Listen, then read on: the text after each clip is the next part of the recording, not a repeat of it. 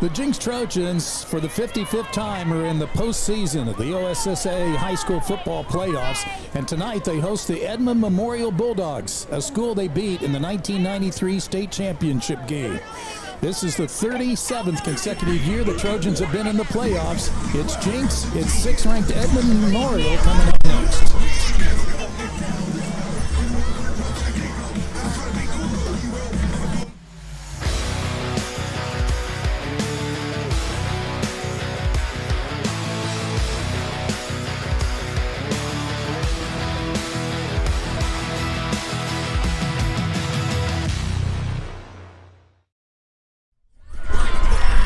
Good evening and welcome to Allan Trimble Stadium as we get set for the quarterfinals of the 2025 state playoffs here on Trojan TV. I'm Don King along with Eric Fox, former Jenks assistant coach and now assistant principal for Jenks High School. As we get set for tonight's game, Rob Labor will join us a little bit later on the sidelines. Coach, here we go. After a week off, the Trojans are back at it and against a very formidable opponent. Yeah, we talked earlier, and I know the coaches have talked. It seems like it's been 3 weeks off instead Right. of just 1 week off, but they're very excited to get back to Trojan football, and got a very worthy opponent coming over from the west side, Edmond Memorial Bulldogs, and they've had a lot of success. Beat somebody that we know about, the Union Red Hawks, just a couple of weeks ago, and so it could be a great night for football and a great night here. Also, the seniors, their last time they'll ever play a game at Allan Trimble Stadium, so there's a lot going on tonight, and excited to get to it. And actually saw Rob Labor have to put on a hoodie, so when he gives us like the weather report later on, instead of sweating at 70 degrees like it was earlier, he's actually got something that looks like football gear. Well, the weather indeed is brought to you by the Lodge Eatery and Pub, and it is football weather tonight. As we take a look at the record, you see Edmond Memorial, you're right, they had a big win to get them into third place in the district over Union a couple of weeks ago.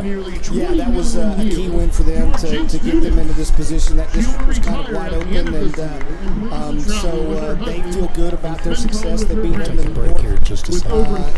Last week as well, and so they're coming over here ready to play some more football this season. They don't think that their season is over, and the Trojans are going to have to prove it different. Edmond Memorial's 8-3 overall on the season, ranked number 6 against the second-ranked Trojans. We'll visit with Rob Labor when we come back, and also have the starting lineup straight ahead as Jenks takes on 6th-ranked Edmond Memorial. It's coming up next on Trojan TV. It's more than just a rivalry. It's tradition. It's pride. It's Jenks versus Bixby. Win or lose, we know this game just means more. At Mabry Bank, we stand behind both Trojans and Spartans and the families and businesses that make each of these communities great. No matter what colors you wear tonight, we are proud to be your hometown bank. Mabry Bank. You matter at Mabry. Come with us to the new Meteora location on 61st and Yale. If you haven't been to Meteora before, you are missing out. From the large portions to the great prices, this is really one of the best places to eat in Tulsa. Not to mention the incredible service you receive from each team member. So get to Meteora on 61st and Yale as soon as you can, and don't forget to try the churros. Hey Trojans! Get the only card that donates to Jenks Public Schools every time you use it. TTCU Federal Credit Union has donated more than $160,000 so far. Support the Trojans with your card today. No, I just talk to him every week. Yeah. Here we go. Sorry. Back to ATS, where we expect a big crowd tonight. The captains are about ready to meet onto the field. So let's give you the starting lineups tonight, brought to you by Batteries and Bulbs and the U.S. Army. The offensive starters tonight for your Jenks Trojans are presented by Batteries and Bulbs. Starting at left tackle, number 79, Adafe Aruru. At left guard, number 69, Riley Kester. At center, number 60, Landon Webb. At right guard, number 50, Malik Craig. At right tackle, number 66, Jamison Mobley. At tight end, number 9, Braxton Daniel. At wide receiver, number 0, Malachi Dillard. Also a wide receiver, number 28, Jalen Cato. The final wide receiver, number 5, Caleb Dillard. At running back, number 2, Katie Jones. And at quarterback, number 7, Landon Kazar. The defensive starters tonight for your Jenks Trojans are presented by U.S. Army. Starting at defensive end, number 48, Orlando Williams. At the other end, number 90, Rhett Pangburn. At nose guard, number 8, Luke McAnally. At outside linebacker, number 23, Cade Klein. The other outside linebacker, number 33, Carson Odom. Starting at inside linebacker, number 30, Pierce Brand. Also at inside linebacker, number 6, Clark Carricker. At free safety, number 5, Caleb Dillard. At strong safety, number 4, Nashua Charlson. At cornerback, number 6, Zion Castleberry. The other corner, number 1, Ace Gillum. The long snapper tonight, number 59, Sam McCown. And kicking tonight for the Trojans, number 25, Owen Mahan.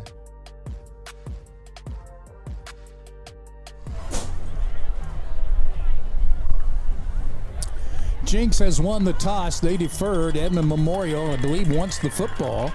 And so the Bulldogs will get the ball to start. Jenks will go left to right. Let's go down to Rob Labor and see what is ahead of him, because the weather tonight, 58 degrees, but it's rather windy tonight, Rob. No doubt about it, Don. It is breezy down here, and I thought maybe the stadium would provide a little bit of relief, but the wind is really whipping out of the west-northwest, so could have an impact on the kicking game, possibly the throwing game tonight. But, man, guys, it is the most wonderful time of year for a number of reasons. We've got the lights-on ceremony going on just a few blocks away to officially kick off the holiday season here in Jenks, America. And in this town, in this community, the start of playoff football, that's a whole holiday in and of itself. So we're excited to have postseason football back at Allan Trimble Stadium. And, you know, guys, the player that I'm watching tonight is a guy who I don't think has had enough credit around the state of Oklahoma throughout this entire season, and that's junior quarterback Landon Kazar. I don't know that you can play the position much better than he has so far this season. If you just take a look at the numbers, they speak for themselves. A completion percentage of over 70, and that touchdown to interception ratio is just silly, with 26 TDs to only 4 picks on the season. And you know, through the years, guys, we've seen our share of new quarterbacks struggle, have some peaks and valleys in their first year as a starter, but Kazar has been at or near the summit all season long. He's been accurate, he's been poised, and he's ready to continue to add to an already stellar season. All right, let's pause for tonight's national anthem, brought to you by the Jenks Band.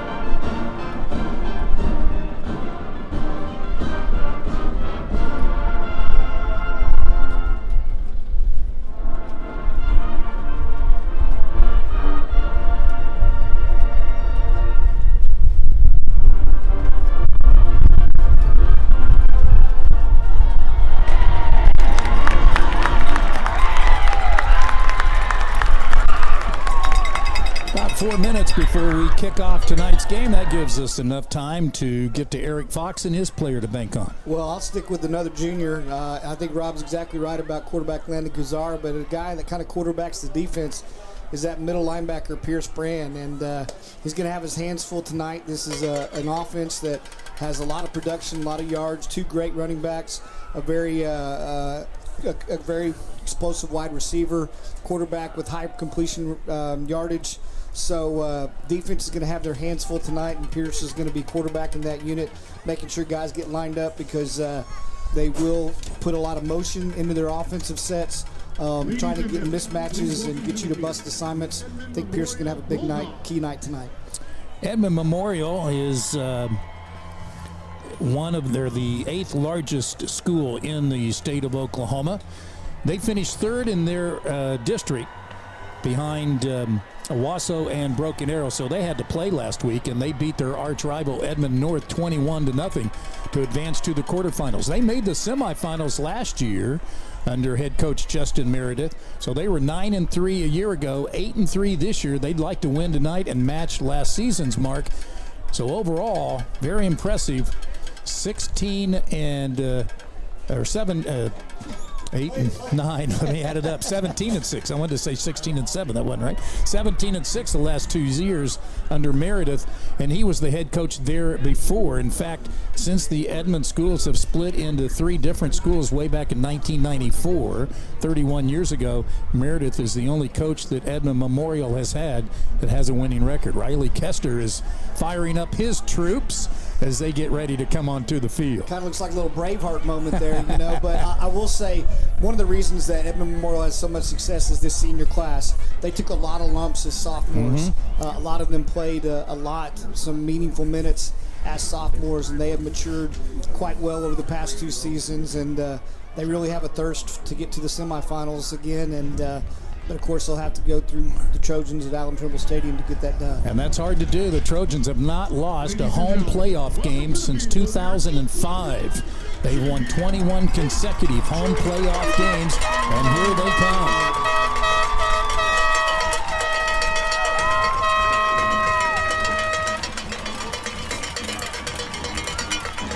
Under first-year head coach Adam Gaylor.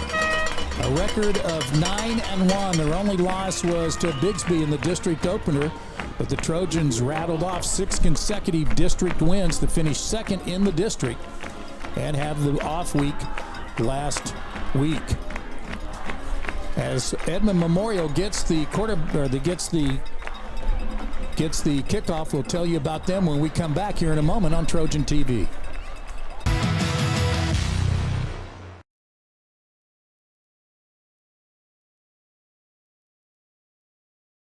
Hey Trojans, get the only card that donates to Jenks Public Schools every time you use it. TTCU Federal Credit Union has donated more than $160,000 so far. Support the Trojans with your card today. Make every occasion unforgettable with Waldo's Chicken and Beer. From corporate lunches to special events, enjoy our irresistible dishes, including breakfast. Waldo's full-service catering has you covered. We'll handle the food so you can focus on what matters. Waldo's Chicken and Beer, catering made easy. Again, the temperature 58 degrees. The winds, as Rob told you, are howling a little bit tonight. They're coming behind us here in the press box across the field. So it'll be interesting. Jenks will not have the wind. They'll be kicking to the right here in the 4th quarter unless they did make a decision at halftime to kick or go the other way to start the 3rd quarter. Anyway, Edmond Memorial comes in with a quarterback by the name of Dawson Beaulieu, B-A-U-L-I-E-U. He's a 6'1", 190 senior. He's thrown for 1,900 yards, 18 touchdowns. Their top running back, they'll go too deep at running back, but their premier running back is Nick Booker, number 8. He'll play both ways tonight. He is a load, 6'2", 210, and is 7 yards away from rushing for 1,000 yards this season, 6 yards to carry, 13 touchdowns. And their top receiver is an outstanding receiver out of West Memphis. He transferred in, Cameron Quarles, 5'10", 175 junior. Quarles has 45 catches on the year. This is an Edmond team that averaged 30 points per game, 6th best in 6A Division I. The Trojans, though, 53 points a game, 2nd best in 6A1, next to Bixby, and 53 points, 530 points during the regular season, 1 point away from tying the all-time school mark. Griffin McCord will kick it off.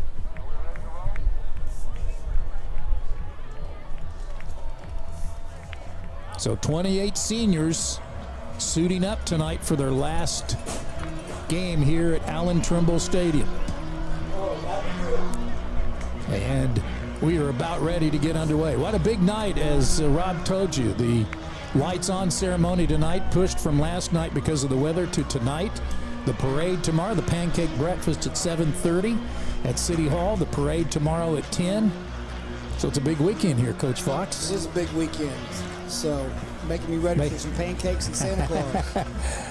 It would even be a sweeter weekend if the Trojans win tonight and advance to next weekend's semifinals against the winner of the upcoming game tonight between Owasso and Yukon. We'll keep you updated on that one. Union is at Bixby on the other side of the bracket, and maybe the best game in 6A-1, at least people think so, Mustang at BA. Here's a high pooch kick that'll bounce at the 20, picked up at the 20, and out of bounds shy of the 25-yard line by Amari Parsons, one of their kick returners who will start on defense. Nice deep pooch there, and you saw it just kind of drop and bounce. It's close to the sidelines, but one of those that the returner has to really puts a lot of pressure on him. His decision making, he's got to go ahead and field that for concern that it just stays in bounds. So nice job by that kick and by the kickoff team there to open this up. Number 12 is their quarterback, Bolu. 8 is Booker, the running back. 17th meeting between the two schools. Jinx has won 15 of them. Here's a quick pass out, and he gets a block, but not much else. And that'll be a gain of about 3 yards to Quarles. Sorry about that, Don. I apologize. Great pursuit right there. Nice team defense. Kate Klein finishing him off out there on the edge. Daryl Knapp is our referee, and they give him a 6-yard gain, 2nd and 6 from the 27.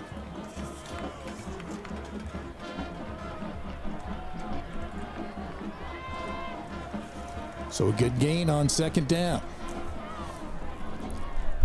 Quarles in motion. They jet sweep.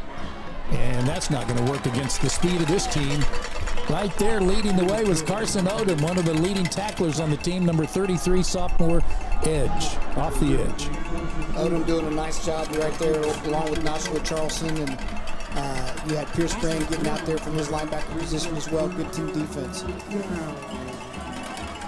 You'd think that 3rd and medium is kind of a running down situation perhaps, but anywhere from 3rd and 4 and farther than that, it's pretty much passing for the Edmond team.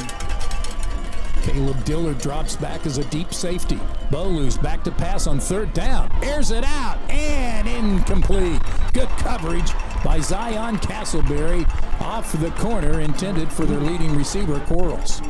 Yeah, just going for an inside route right there, and I was a little bit concerned, Rob, that we might have a flag. I thought he might have got there a little bit early, but there's going to be a lot of drop back tonight.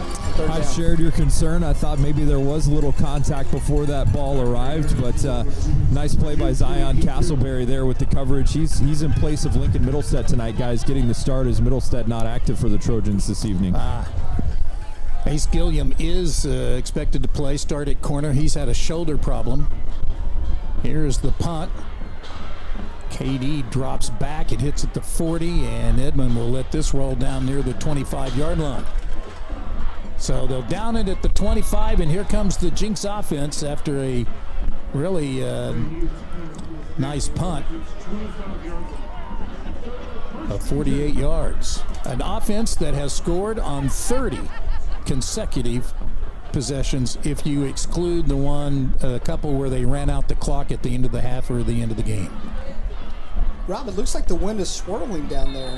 What does it feel like on the field? It's really hard to figure out, guys. It depends on which flags you're looking at on the stadium here. It looks like it's coming directly out of the west if you look at the press box side, but down here it feels like it's a little bit more directly from the north. So you could see on that last punt, though, how the path of the ball was definitely affected. So it's gusting pretty good down here. KD lets one get through his hands, so it's 2nd and 10 off the incompletion. And now somebody's going to have to come out of the game. Are you kidding me? Daryl Knapp, the referee. Unless Jinx has to call a timeout. No, they're going to bring in Isaiah Q. Butcher's equipment situation with Kazar. So Daryl Knapp is the, he didn't make the call, but one of his assistant officials did. Daryl Knapp is the referee. I understand they come from Duncan, and now the Trojans are going to get flagged for something. We haven't talked about the crew yet tonight. This is a West Side crew. I don't know exactly, Rob, what they're talking about over there. I know Clay Martin was looking at things with Landon when Landon came to the sidelines. We'll see what this call is. They pick it up. They're waving that flag off. I know they're trying to get the play clock reset, but no actual penalty called. All right. Butcher is a threat to run or pass. He's had an outstanding sophomore season. He hands the KD on 2nd and 10, looks for some help, and here they come, and down he goes.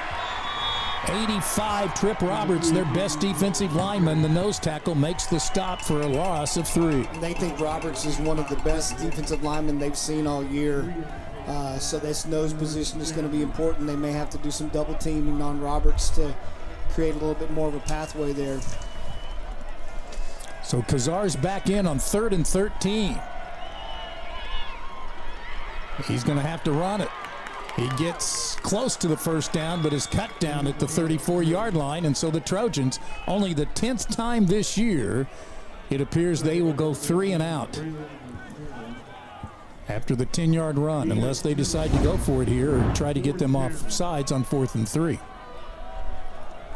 Yeah, you saw Coach Ponder there originally telling the offensive unit to stay on the field, but then Coach Gaylor sends in the punt unit and should have plenty of time with the play clock to get this off. Riley Kester will do the punting. The Trojans have not punted in the last 3 games and have only punted 18 times this season. They send Cam Clinton in motion, and Kester booms this one with a fair catch called for and taken by Edmond at the 32-yard line. So we'll take a break and come back on Trojan TV. Tonight on Bark Island, it's the ultimate adventure at the Woodland West Pet Resort. Newcomers enter the villa. Will they become best buds or playful rivals in doggy daycare? It's glam time. Pups dressed to impress with top-notch grooming. Who rocks the best makeover? Sweet dreams are made in our luxury suites. Owners can peek in live. It's party time. Our pups strut their stuff with fresh tricks to wow the crowd. Trusted, professional, and oh so fun. Join the pack. First down from the 32-yard line. Here's a quick pass to Quarles. And nice job again by the Trojans. And again, it's Castleberry making sure he doesn't get past him. Just a real quick man route right there. And Castleberry not only gets up on the receiver, but also wraps him up and lets some more maroon shirts head that way. Nice play right there. Loss of 3. So 2nd and 13 for the Trojans. An offensive line for Edmond that has been very good. 3 seniors, 2 juniors. This is Booker. He is a load, and he gets across the 30 to about the 33. It's going to take a lot of maroon shirts to bring him down. Luke McAnally, number 8. Carson Odom, 33 on the stop. A quick update on Kazargate, guys. I'm told he was sent off to the sideline because he was wearing his play card on his belt or on like a fanny pack hand warmer that he has, and you're not allowed to do that apparently. You can wear it on your wrist or on your arm, but you can't wear it on that part of your uniform. So we're all learning new things here tonight. Edmond had a 3 and out their first possession. Here's a 3rd and 10, no pressure. Bolu loops it. Here's a flag down, and the running back is down well short of the first down. You have to kind of think that's in the area of holding. So there was pressure that was put on the pocket there. His pocket kind of collapsed around the quarterback. We'll see what the white hat has to say here. But I would think that the Trojans would decline this and take 4th down. Gain of 4, make it 4th and 6. Holding on the offense. Penalty decline. 4th down.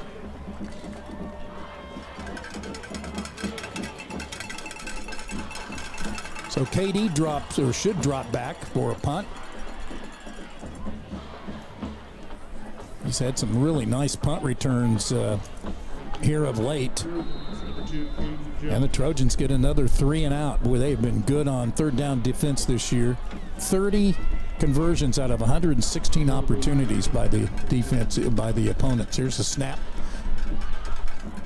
High kick, pressure applied by the Trojans. Braxton Talent went right by the kicker, and that seemed to help things for the Trojans. Braxton, one of the 28 seniors on this team.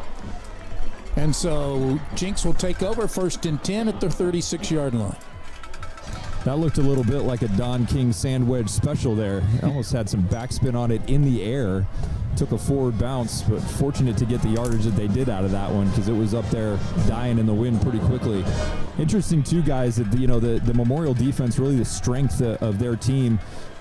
A lot of seniors back, a lot of starters back from last season, and so we know the Trojans are capable of putting up points quick, and this is a good test for them. Sure is. Quick pass out, incomplete for Malachi Dillard. This is a team that, again, was off last week, and sometimes, for the most, in my opinion, the Trojans always seem to have a little rust on them after a week off. Coaches were concerned about that a little bit, and they wanted to put pressure on the edge, on the perimeter early. Saw 2 passes on the last 2 first downs by the Trojans outside that have not connected on, and now we got a penalty flag. Of course, the Trojans are led by quarterback Landon Kazar. He's had a tremendous year, 26 touchdown passes and only 4 interceptions.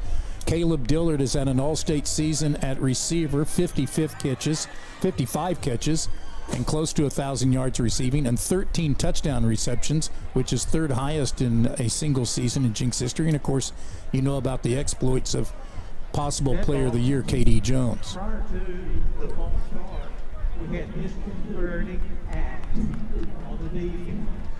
5-yard penalty, still 2nd down. So, Rob, I think that penalty might be for, like, simulating an offensive call.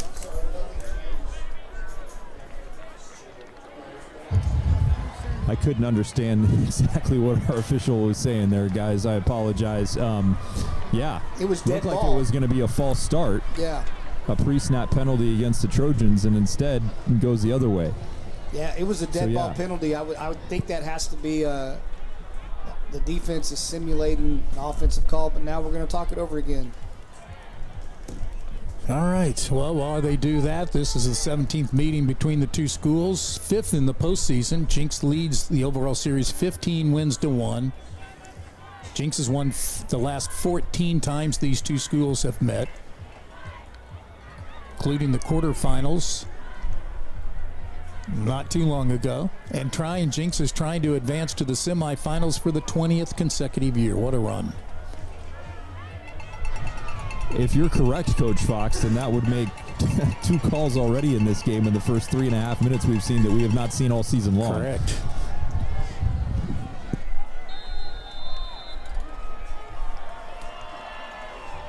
All right, here we go. 2nd and 5 now from the 41-yard line.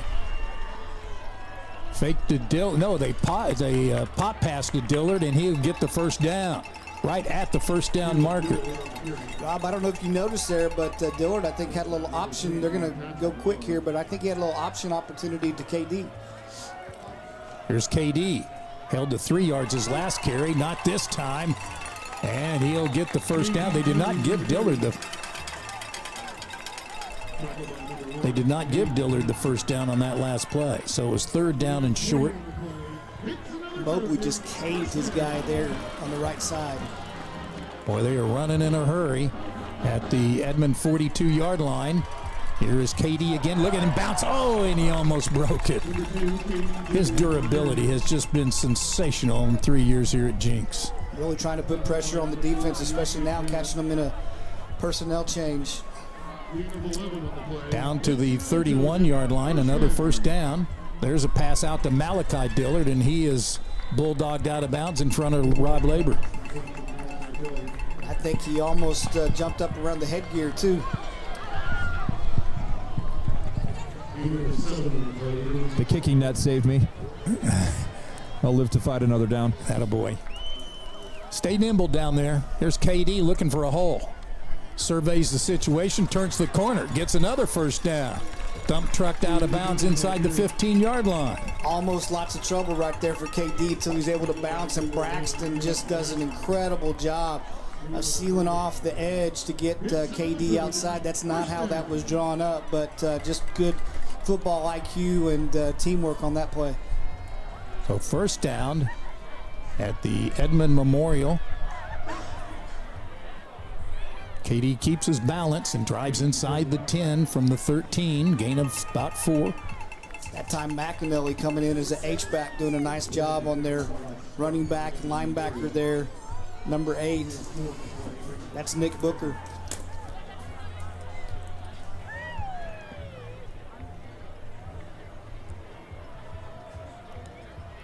They got Clark Carricker in at running back in place of KD. Unless they split KD out, they have not. They've taken him out of the game. So Carricker's in at running back, and Clark gets the carry. Down the middle he goes, and into the end zone. First score of the game. Touchdown, Trojans. Lots of good stuff right there. Really putting pressure on that Edmond Memorial defense by picking up the tempo, getting some big plays, doing some different things, some looks like an option look, but really just coming back to bread and butter, running right at him and getting some vitamin KD early in this game. Carricker finishing it off in the end zone.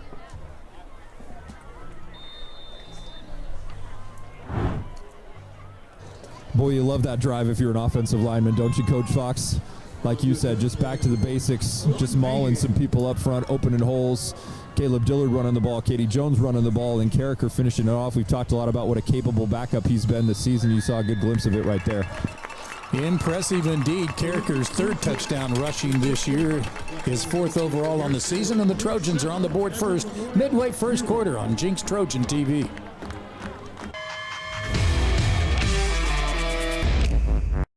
It's more than just a rivalry.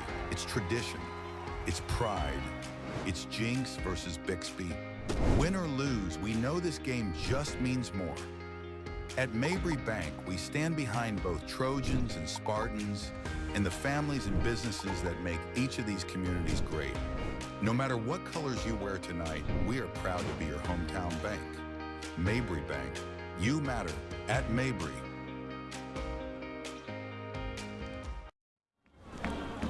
Every first down is brought to you by the 10 District. And if you haven't been to the 10 District, you need to. It's the heartbeat of Jenks and expands exactly 10 blocks west of the Arkansas River in downtown Jenks, offering great shopping, entertainment, and dining that you won't forget, as the super fans love the fact that the Trojans just went 64 yards in 8 plays and lead it 7-0 with 6:45 remaining on the first quarter clock. Superfan President Addie Gaylor there with the lightsaber, and some people have referred to her dad there as the Dark Lord at times. he likes being on the dark side, so blackout day today, blackout assembly in the high school pep assembly today, so been a fun day at Jenks High School. Sure has. Corals and Parsons are deep. This will be short of them, and a fair catch called for and taken at the 22-yard line. Taken by number 88. That number belongs to Lincoln Peck, a tight end. Well, let's see. Broken Arrows jumped out in front of Mustang at home, 14-0 in the first quarter. Yukon at Owasso, no score. And Bigsby jumping out in front of Union in the first quarter, 13-0. I remember a team that jumped out in front of Mustang early in the game, too. And yeah. Turned out to be a barn burner. Yes, it did. Don't count out Can't Broncos count out that yet. quarterback No, at all. not at all. First down and 10. They'll say the 23-yard line. A pair of 3-and-outs. Here's Booker trying to turn the corner. He's slowed down and finally cut down by Carricker, the leading tackler on the team, coming in with 97 tackles on the season. Really did a nice job of stringing that out. You saw Dillard have a first shot at him there, and then I think you had Cade Klein have another shot at him, but eventually used the sideline to run him out of bounds after a short pickup. Booker's not going to be an easy guy to bring down tonight, guys. 210, runs hard, one of the emotional leaders for this team, and over 1,000 all-purpose yards this season for Nick Booker. They call him the Alpha. Here's Quarles on a jet sweep. He gets spun down at the 34. He'll be just shy, or will he make the first down marker? I think he got it. Okay. I think he got it there. Needed 8 and got 8. Yeah, I'm going to remind you, Rob, every time they talk about, what their weight was on the roster, that was back in August. So Booker might have put on a few LBs since then. He is a big load to bring down, just a bruising, punishing type of runner. Well, he had a big game against Union. 27 carries, 200 yards, 2 scores in their win in Week 10. Here's an inside pass, caught, but downed immediately by Castleberry. Just a timing route there off the play action pass. I think we'll see it here. We get good pressure on the quarterback, actually take a little shot at him here at the end of the play. And Castleberry comes up immediately, but ball is delivered right on the receiver's turn, and so big pickup on first down for them. Pickup of 6 to make it 2nd and 4. And the quarterback at the start of the game is 4 of 5 for 11 yards. Six-man front. They throw deep against it, and the receiver gave up on the play. Not sure what happened there. That was kind of crazy. Ace Gilliam on the coverage. Yeah, that's a bust. He went to a play-action pass and was looking for a fade route outside there, but just miscommunication as Woodard thought it was a run play, and the quarterback was looking for a fade route. So 3rd down. They're 0 for 2 tonight. 3rd and 4 at their own 40-yard line. Again, I'd say this is a passing down lots of times. 3rd and 4 for these guys. Look for a slant. 3 receivers to the wide side here, to the left. Bodaloo in trouble. Tries to run for it, and that's ill-advised. Number 12 is shut down. I think it was Castleberry that came up and applied the physicality. Good coverage over here. Lots of guys involved in that play. Nice job there. You had Dillard. You had Ace. And, of course, you had Zion on the other side, but really good coverage. Quarterback had nowhere to go. He pulled it down. Nice pursuit. Everybody staying in their lanes, bringing up a big 4th down play. So a loss of 3 or 4, and back to punt for the 3rd time. And it is away. Nice high kick. Katie calls for the fair catch. Might have bobbled it out of bounds. But the Trojans take over at the 26, up 7-0. Rob, that might have taken some collective breath out of the stadium a little bit. He's coming up to get that ball, and it bounces away from him.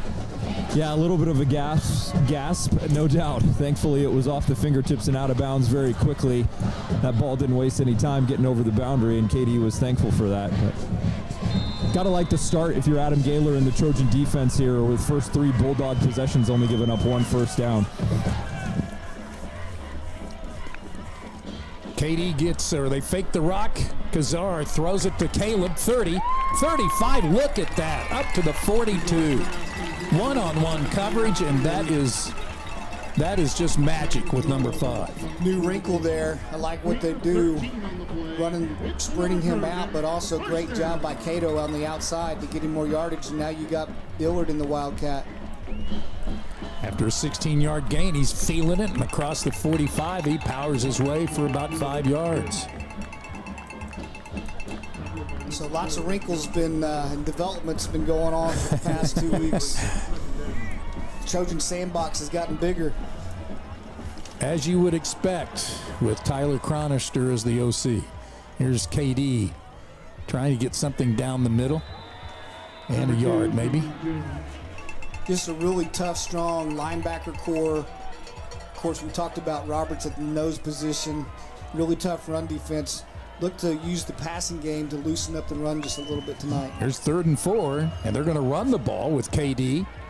Across the 50, breaks a tackle, gets the first down, and is adios to the end zone for number 2. Touchdown Trojans on another all-state run. by the possible player of the year in the state of Oklahoma. Just got to say, wow, right? I mean, you're thinking that's a bruising 4-yard pickup, and all of a sudden he's running through guys, he's running around guys, he's pulling his leg out. That's grabbed by guys, and then he's just trucking people, and he's something to behold for sure. That's just breathtaking, guys. That's as good a run as he's had all year, and that's saying something because he's been a human highlight reel, and maybe sometimes I think his power, his sheer power, will, and strength get a little bit overlooked because of his speed, his vision, his ability to hit the hole. But don't underestimate this guy's ability to also lower his shoulder and run through people, and that's exactly what he just did. I think mere mortals probably pick up 3 or 4 yards on that at the very most. Exactly. It's he's been a joy to watch. Obviously, we'll run down his numbers here in a moment and add them up. But I can tell you that was a 51-yard TD run, and that gives him 13 plays in his career of 50 yards or more. The most ever in Jenks history is Alex Ross with 20, Trayvon Burree with 14, and now KD unofficially with 13. Well, and you got to recognize Aruru and Webb and Kester and Malik Craig and Jamison Mobley. I mean, those guys just really giving him the chance to do the things that he does. Right. Been an outstanding offensive line. And the Trojans are up 14-0. We're back with the Tulsa ER and Hospital kickoff in a moment. Let me tell you about this new pretzel cheddar club. Hey, I'm Carlos. And I'm Ebony. And a little thing we love about the Chick-fil-A Pretzel Cheddar Club is the tangy Dijon with the pretzel bun. When I add the Dijon mustard to this pretzel bun, it takes it to a whole nother level. It goes perfectly with the chicken and the cheddar cheese and the bacon. Man, you know how much you love bacon. And I love the different varieties. Grilled, spicy, original. It gets you nice and excited for fall. Real guests paid for their testimonials.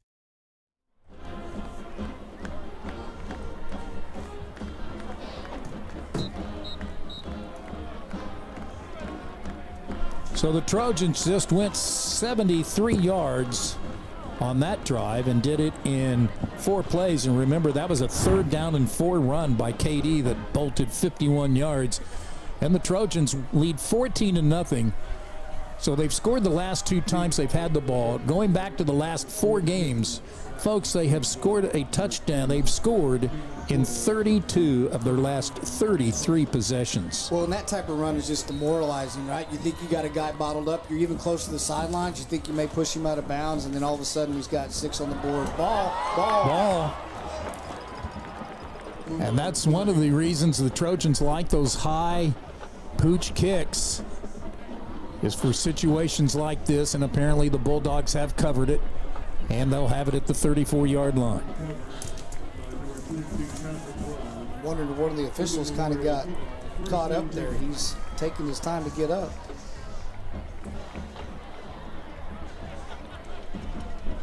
Daryl Knapp is our referee. I understand, I've heard 2 different reports. Clay Martin thought he was from Duncan, and Dan Bewley, who is an official here in Tulsa, came in and said he thought he was from at least, and for sure, the west side. Thought maybe Oklahoma City. And Keith Riggs told me before the game, we've had this crew before, but couldn't tell you when. And then Daryl Knapp told Clay, yeah, I've been here before, back in the All-State game in 1999. Here is another sweep, and Quarles will pick up a couple of yards. Nice defensive stop there by the Trojans. Odom 33 in on the play, as well as number 30, Pierce Brand, your player to bank on tonight. Yeah, there's not been a lot right at Pierce, right at the interior. It's been on the periphery, on the perimeter. So look to see McAnally, Orlando Williams, and even Pangburn chasing some down from his defensive line position there. 2nd and 4 after the gain of 6 for Bolu, the quarterback. Handoff. This might be their 2nd running back. I don't think it's Booker. And no, it is Booker. And boy, he's just absolutely gobbled up. Rob, there's 10 guys in on that play. And when you look at the film, there's 10 guys around the ball. The only one that's not there is Zion, who's out one-on-one. Yeah, Caleb Dillard was in the mix coming up from his safety position. Just a great job up front there, led by Orlando Williams, guys. Just stuffing it. Nowhere for Booker to go. Nowhere for him to spin out of or turn to. Just no other option. So another third down for the Bulldogs. 0 for 3 in this first quarter on third downs. And they call a timeout. Matt McCoy Insurance, proud sponsor of Trojan football, and we're back with this. People who bring... Life doesn't wait for you to slow down. When you're moving fast and something doesn't feel right, Advanced Orthopedics of Oklahoma is here to help you stay in motion. Through our combined expertise in orthopedic surgery, non-surgical medicine, and comprehensive whole patient treatment, our team has your back and every other joint too. Ready to get back out there? Visit AOOK.com and let's move forward together. Advanced Orthopedics of Oklahoma. Heal, recover, advance. When you've got to spend some time away, there's no better place for your best friend to stay than Woodland West Pet Resort. With 17,000 square feet of fun, you can both take a no-guilt vacation, relax, both of you, pick up a new skill, chow down on some well-deserved vacation food, make new friends, have a spa day, and finally, come home to your best friend. Woodland West Pet Resort. Sit, stay, and play. Located next to Woodland West Animal Hospital off Highway 75 in the Jenks exit.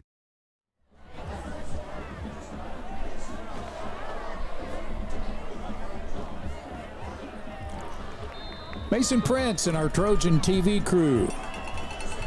Back with you, 3rd and 7. After a timeout, Pangburn applies the pressure. So does Luke McAnally, and down goes Bo Lou for a sack.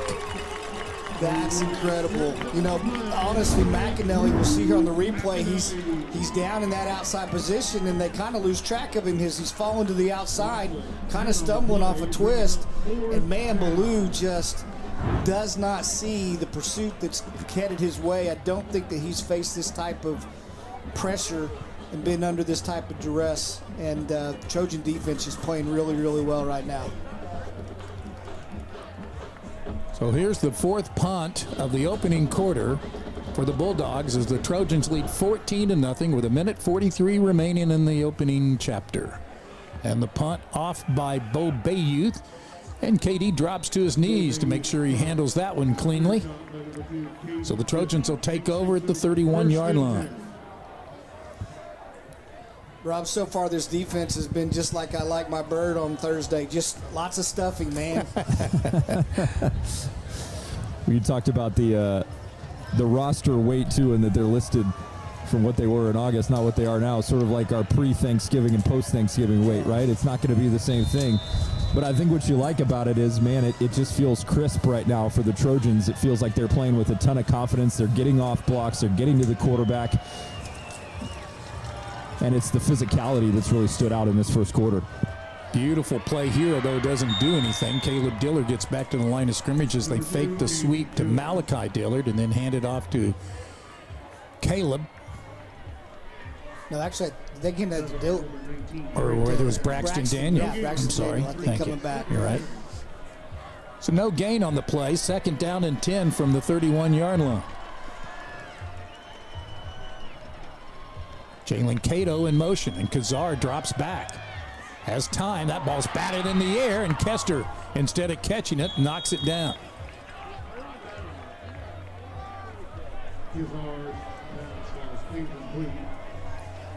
Yeah, they had Cato in motion, and they were looking for him as a wheel down the boundary. And again, this is a very athletic, tall defensive line, just batted it down there. So a 3rd and 10 for Kazar.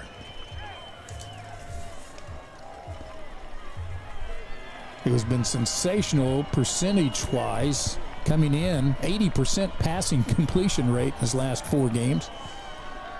He's got somebody down the sideline, and is it a catch? It is indeed first down Trojans. Malachi Dillard makes the grab. Huge grab right there. His momentum is actually going to take him away from the defender, so he avoids a hit as well. But nice strike there just past the chains to get the first down. Gain of 14, and KD again trying to go right. He's bottled up. Oh, and a flag goes down. They might have got his face mask.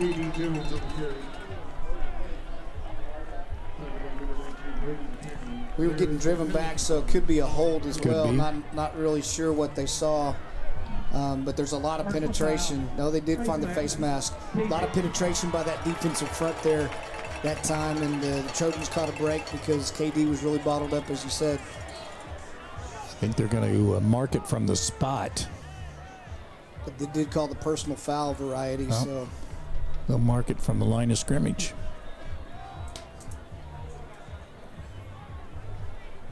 So that'll give the Trojans a new set of downs and move them into Edmond Memorial territory. don't like to be in 3rd and 10, but the Trojans able to convert, and then a really rough-looking play right there turns around on a penalty, a costly penalty for the Bulldogs. So definitely want to take advantage and go ahead and get this in the end zone on this drive. Got 3 receivers right. They look for Carricker. Here's a penalty. Here's a throw for Caleb Dillard. Look at that all-state catch. Inside the 15 at the 14, but this might be brought back. Yeah, unfortunately, I think this one's going to go against the Trojans. Coach Greenwood. We've got another flag here thrown by the back judge toward the end of the play, guys, and I think that might be on Caleb Dillard for a little excessive celebration after that catch. Caleb has 2 catches tonight. That gives him 57 on the season and ties him with Brandon Kitchens and Darren Haas now for 5th most in a single season. Well, Dillard definitely went up high for that. Quite an athletic snag. Yeah, it was a fantastic catch. That ball was fluttering in the wind a little bit, probably a little more air underneath it than Landon Kazar would have liked, but Dillard high-pointed that football, made an outstanding catch. Just a little too much flair after the catch. Well, here comes the call. Holding, offense, followed by the dead ball, unsportsmanlike conduct, offense. Wow. So they're going to get a holding call against him and then an unsportsmanlike penalty against him. That's not going to make Adam Gaylor happy. And wipe out a 36-yard play. And as I say that, let's see. Well, the other challenge is they took both penalties. Yeah, you don't have very many 1st and 35 scenarios that you work with. So. That is a loss of field position of 61 yards. Thought that first down yard marker might never stop moving, no guys. Kidding. They're Almost went all the way down that far sideline. They're at the 35. They have to get to the Edmond 30. So you add it up.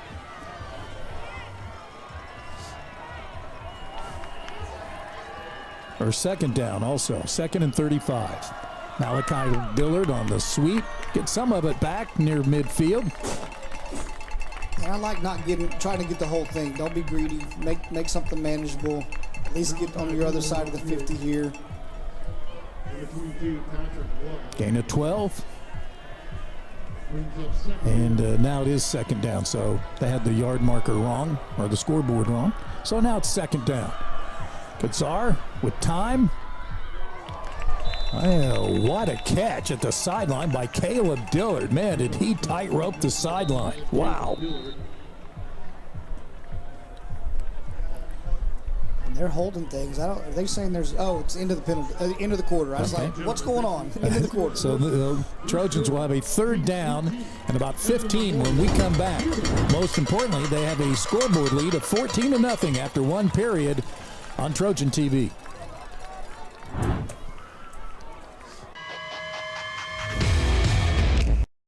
Let me tell you about this new pretzel cheddar club. Hey, I'm Carlos. And I'm Ebony. And a little thing we love about the Chick-fil-A Pretzel Cheddar Club is the tangy Dijon with the pretzel bun. When I add the Dijon mustard to this pretzel bun, it takes it to a whole nother level. It goes perfectly with the chicken and the cheddar cheese and the bacon. Man, you know how much you love bacon. And I love the different varieties: grilled, spicy, the original, it gets you nice and excited for fall. Real guests paid for their testimonials. When you've got to spend some time away, there's no better place for your best friend to stay than Woodland West Pet Resort. With 17,000 square feet of fun, you can both take a no-guilt vacation. Relax, both of you. Pick up a new skill. Chow down on some well-deserved vacation food. Make new friends. Have a spa day. And finally, come home to your best friend. Woodland West Pet Resort. Sit, stay, and play. Located next to Woodland West Animal Hospital off Highway 75 in the Jenks exit. When pain slows you down, even the simplest movements can feel out of reach. But you don't have to go through it alone. At Advanced Orthopedics of Oklahoma, we provide the results you want and the care you deserve. From diagnosis to recovery, our specialists offer advanced treatment and personalized care so you can heal and get back to what moves you. Because life keeps moving, and we'll keep you moving with it every step of the way. Advanced Orthopedics of Oklahoma. Heal, recover, advance. At Arvest Bank, we believe financial confidence should be within reach for everyone. That's why we're here to help you plan and achieve your goals at every step. Because everyone deserves a financial partner who cares. Arvest Bank, we believe. Don King, Eric Fox, Rob Labor, Mason Prince, and our Trojan TV crew with you. Bixby has boat raced Union 28-0 going into the second quarter.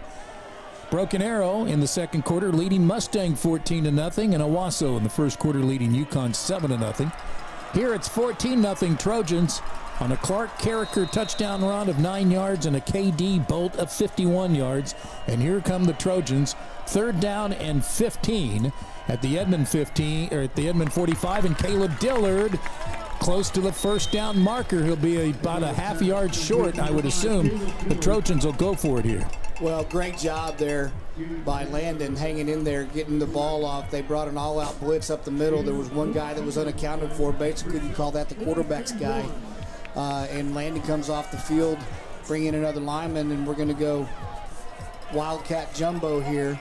We're bringing in Julian Tugwell, who was our guest this past week on the Jenks Trojan TV show. Bo Bright comes in, number 77. So 4th and about a yard. 4th and a yard. Katie out of the Wildcat. Gets the first down. Just all kinds of kudos to their offense and the poise of Landon. Again, that last play, that 3rd down play, so critical.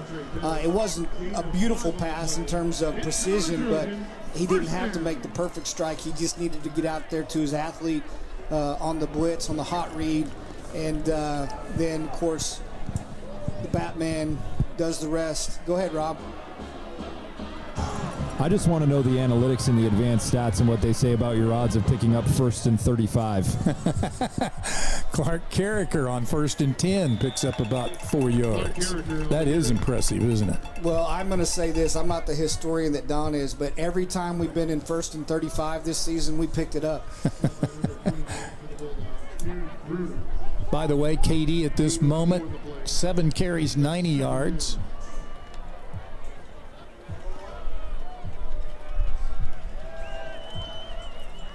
And here he is again, busting a tackle, getting the first down, and out of bounds at about the 10-yard line. That'll be a gain of 13. Yeah, they're going to bring it back. They're going to say Jamison Mobley. But here's what's crazy. The white hat is looking straight at it. He doesn't do anything, and the other guy comes around. I don't know. Maybe it's going to get them. But, Rob, when did you think you're going to see the wishbone at Allan Trimble Stadium tonight? I thought I might see it like circa 1956, something like that. If we go in the Wayback Machine, that's kind of what I thought I would see. Yeah, that's unfortunate. That's coming back. But you had again, just very similar schemes, but they're running it out of different formations. Got a wishbone scheme, and Coach Greenwood and Coach Gaylor wanting some explanation. Again, the white hat was right there looking at it. He didn't throw a flag. The guy behind him did. They're both looking at the same scenario, so I don't really understand the call. The result of the play is a first down. Dead ball. So the first down counts. He got past the first down marker before the hold. But they'll still assess a penalty, and so the Trojans will have a 1st and 10 coming up at the Edmond 24-yard line. So KD gets credit for 11 yards on the run. That'll push him right at 105 yards for the night. Here he comes again. Down the middle he goes again. What a move at the 15. Down to the 13-yard line. Rob, you kind of feel like every time he touches the ball tonight, he has a chance to put it in the end zone. Yeah, he's got that capability. He's demonstrated that throughout the year and never seems to get taken down by the first guy. Correct. Yeah, good point. Another first down. Another run by KD. Look at his patience. Look at him push forward. That shows he's been working in the weight room, doesn't it? Down to the 6-yard line. A gain of 7 when he actually had nothing. Well, again, you have Mobley and you have Kester and you have Aruru and those guys, Malik, Craig, just those guys, are Landon Webb, those guys just driving that pile forward. 55th playoff appearance for the Trojans. That's the 5th most in state history. Their 118 playoff wins is the 2nd most to Clinton in state history. They have a playoff record, home record here of 66-11, and it's KD getting a block behind Clark Carricker among the offensive line and down to the 2-yard line, and they'll move the sticks and make it 1st and goal. So you got KD in the Wildcat, you got Luke McAnally and Carson Odom in there as 2 H-backs, and then you got Carricker in there. If you're a defensive coordinator, pick your poison. KD out of the gun, looking for his 2nd score of the night, pushing forward, and no signal yet. Now there is. That's his 80th career touchdown at Jenks for KD Jones. Just a tremendous drive there. So much. We know what KD can do. We've talked about his athleticism, his patience, but man, this offensive line, coaches have talked all week. They definitely stressed today, you got to be the more physical team. This is a good defensive line, one that's better than one they've seen in a long, long time, and this offensive line right now is really doing their job, giving KD a chance to get in the zone. Here's Owen Mahan, who's kicked through 46 consecutive PATs and bangs against the sharp center and make it 47 in a row. 9:05 to go here in the first half, and the Trojans have opened up a comfortable, let's hope it stays that way, 21-0 lead on Edmond in the quarterfinals of the 2025 playoffs on Trojan TV.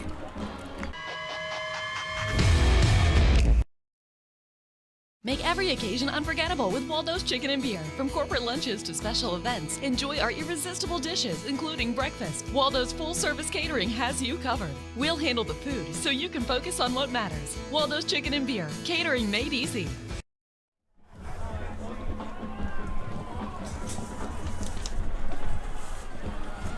So Eric Fox, that has to be one of your favorite drives right there to overcome what they did, right?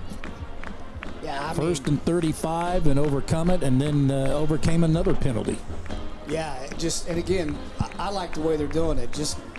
They're using different formations, different schemes. Obviously, we haven't seen the wishbone yet this year, but it's just power football, and it's just, you gotta. I'm gonna say, as an offensive coordinator, you gotta find a way to stop me. And right now, Edmond does not have an answer for that. Tyler Chronister and his crew doing such a tremendous job. Ready for the Ace Hardware kickoff, sponsored by Westlake Ace Hardware in Jenks. Well, just harks back to the old Ron Lancaster, Perry Beaver, Allan Trimble days. Red Rogers. Red Rogers, you get into the playoffs, baby. You run the football down their throat and count on your defense, and you win a lot of playoff games, and that's what's happened here on this stadium floor, where the Trojans have won 66 of 77 playoff games, including their last 25. Flag down on the play. Rob, how's it feel down there on the sidelines in the area of the team and the super fans? Sidelines are buzzing right now, guys. Yeah, super fans are into it. You might say that they're moving a little bit extra to try to keep warm, but I'm going to say it's because of the energy and that their team has a 21-point lead right now. But, yeah, vibes are good down here, guys. Why wouldn't they be? Defense is playing well.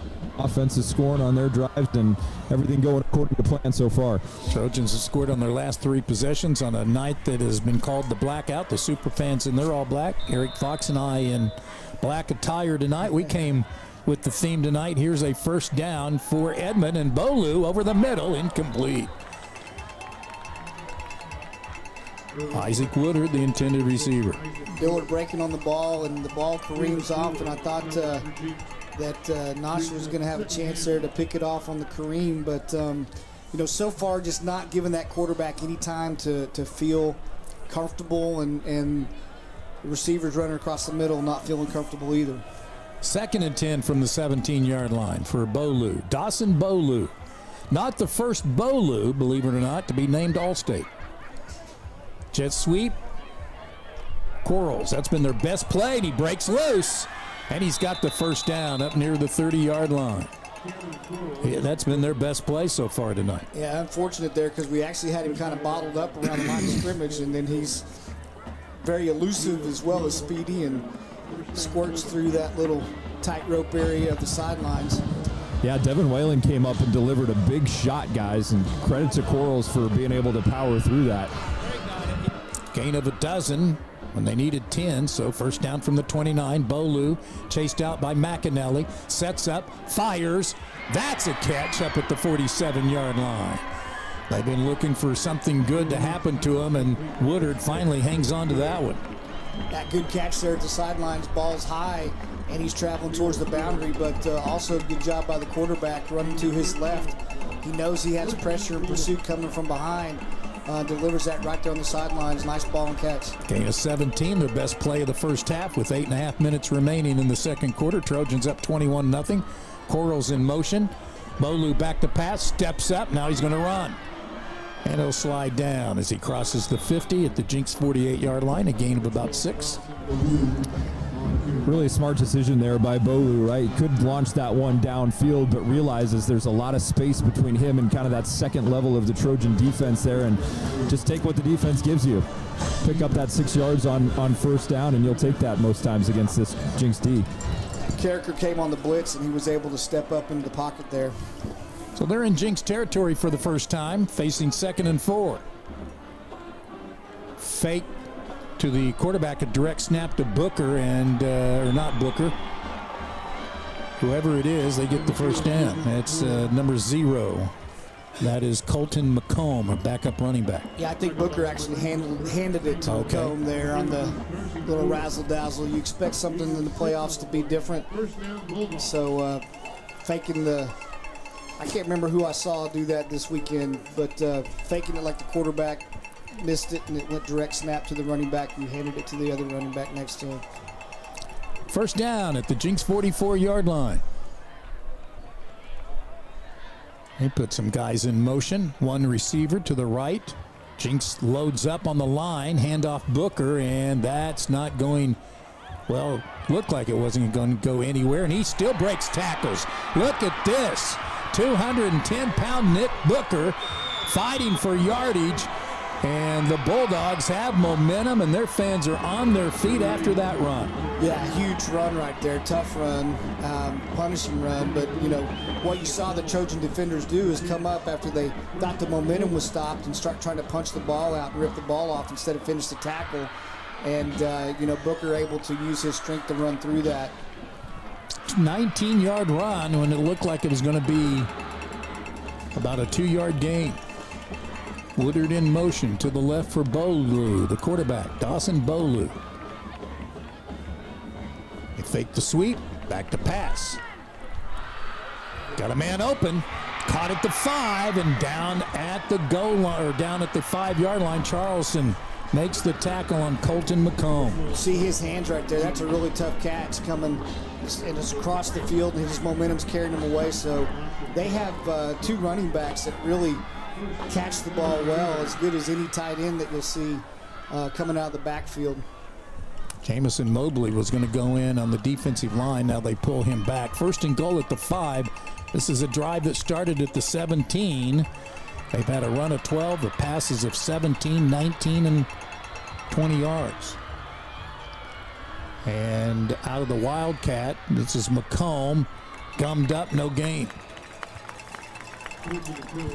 By the way, want to give a shout out to the Jenks Palm squad. They were honored before the game, a three-peat for them as state champs. Congratulations to them.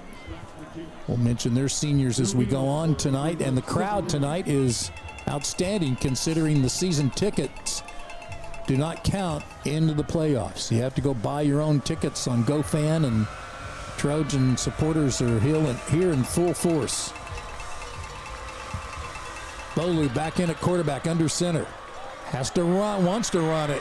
Oh, he slides down and took a shot, and that Cade Klein decked him. Let's hope he's okay. Yeah, I don't think Cade, that's really tough. He's sliding down, but Cade definitely delivered a shot right there. That was a really vicious impact, guys, and I think the Memorial players knew it immediately as they waved to the sideline. A lot of concern for their quarterback right here. Oh, yeah. And just one of those where the quarterback's giving himself up and the defender is already committed, right, and already hurtling himself forward. And The end of the run is short of the goal line. oh, and they're going to mark him short. I thought that for sure was going to be a touchdown. Well, he's short because he gave himself up. He initiated that slide, which is why, and again, certainly don't wish him any harm at all, but, we see that happen on Saturdays and Sundays as well, just defenders being in a tough situation, trying to come up and make a play, and like you said, have committed to the tackle, and the quarterback starts his slide, and of course we really hope that he's okay. Take a break and come back and check on the quarterback in a moment.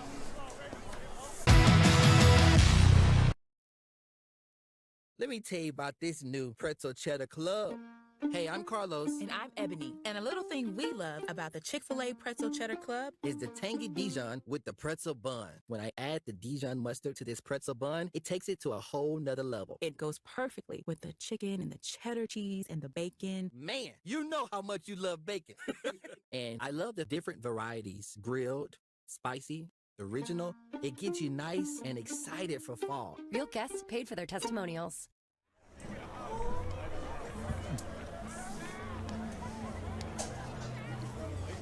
So they have the quarterback up, and Dawson Bolu is walking off on his own power. So I mentioned earlier, he's not the first Bolu to be All-State quarterback. Now that tells you I've had 2 weeks to prepare for this game. I'm looking through old All-State, doing some research for the I was at the game website, and there was a George Bolu who was an All-State quarterback at Pawhuska in 1921. Wow. So I asked Dawson tonight if he knew of him or related, and he said he didn't think so. Well, they have a good quarterback as a backup, and that's Talon Wilkerson, a sophomore. He's got some good numbers, just like Q Butcher has done this year for Jenks as a backup. And look at this formation. They are stacked. Now they break out of it.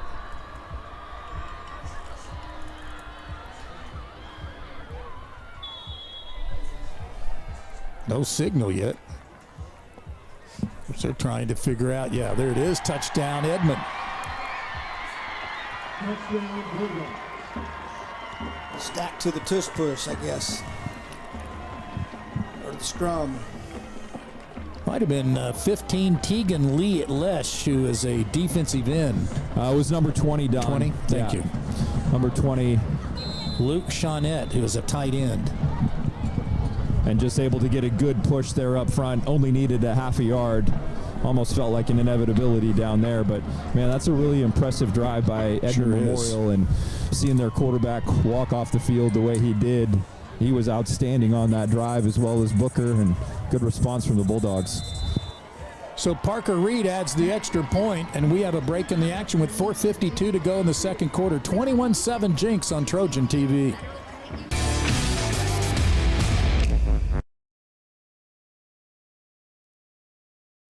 Come with us to the new Meteora location on 61st and Yale. If you haven't been to Meteora before, you are missing out. From the large portions to the great prices, this is really one of the best places to eat in Tulsa. not to mention the incredible service you receive from each team member. So get to Meteora on 61st and Yale as soon as you can, and don't forget to try the churros. So an 83-yard, 10-play drive for Edmond gets them back into the game at 21-7. Trojans. Waldo's Chicken gives you that scoring update. And, of course, Waldo's Chicken in Owasso, in Broken Arrow, and at 71st and Yale. Great supporters of the Trojans, of area university and high school athletics around the metro area. Here's some scores from 6A-2. Sapulpa's at home tonight in quarterfinal action, but losing to Choctaw 22-14. Stillwater's at home, leading Southmore 14-9.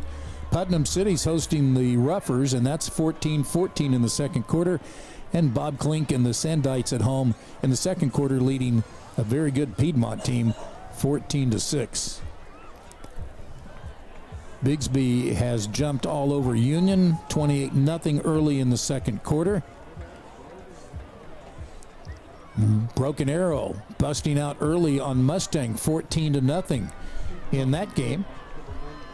And Owasso is leading 7-0 early in that game against Yukon. We'll update those scores after this Ace Hardware kickoff, where K.D. Jones and Cade Klein remain back. Instead, it's a short kickoff. Look out, taking it to 25, down the sideline. What a run for the Trojans. Touchdown, Trojans. So it's Jalen Cato. Boy, did the Trojans need to answer, and they answer right back on the kickoff. Jalen Cato on the balance beam over there on the side. Rob just shot out of the cannon. He says, I got an answer for you. Took the words right out of my mouth, Coach Fox. Just seemed like he was shot out of a cannon down the sidelines, and I thought from my vantage point on the Jenks sideline, surely he's going to run out of room. Oh, he stepped out there. Oh, he must be running out of room there. No, just completes the tightrope all the way down. Huge special teams play for the Trojans to answer right back after that Memorial touchdown. Boy, did they took the words right out of my mouth as well. This was going to be a big possession for the Trojans to get momentum back. And Cato goes the side, down the sideline. That's the first kickoff return for a touchdown this year for the Trojans. And really great time, right? I mean, there's never a bad time. Let's face it. There's never a bad time for a kickoff return for a touchdown, but what an answer right there, because you did feel like Edmond was going to get some life, and you could see right there, great replay by our Trojan TV crew, how close he was to the edge right there, but they had nobody forcing him out of bounds. Nobody setting that edge on the outside there, and Cato coming up with a huge play. Now the extra point by Mahan is down the middle. So the Trojans are back up by 3 touchdowns at 28-7. Let's keep you updated here on these other scores. Owasso leading the Yukon Millers as expected, 22-0. If these two scores hang up or stay the same or margin of victory, Jenks and Owasso will play next week in the semifinals. Broken Arrow leads Mustang now 14-7. So Mustang is on the board in the second quarter, and Bigsby has given up a touchdown to Union. It's 28-7 in the second quarter. Those updates brought to you by Woodland West Pet Resort and Animal Hospital, just off Highway 75. Woodland West Pet Resort and Animal Hospital loves pets, and it shows every day, 24/7. For more information, go to their website. And congratulations to Kent Clark with Woodland West, a former All-State linebacker here at Jenks, a member of the Jenks Chamber of Commerce and the Regional Chamber of Commerce. It was named the Regional Chamber of Commerce Top Family-Owned Business of the Year.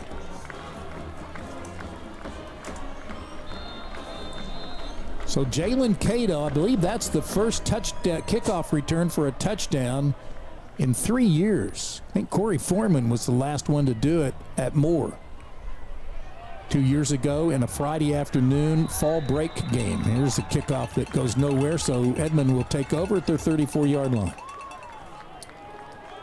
Here are 2 things I'd like to see happen. Move the bye week to fall break. Or if you're not going to do that, play your fall break games on Friday afternoon as we did a couple of years ago. Well, but there are a lot of people that have to work. True. Friday afternoon. True. I'm retired, so I could go anytime. You men of leisure. But no, I mean, afternoon games was fun, right? Yes, they're my favorite.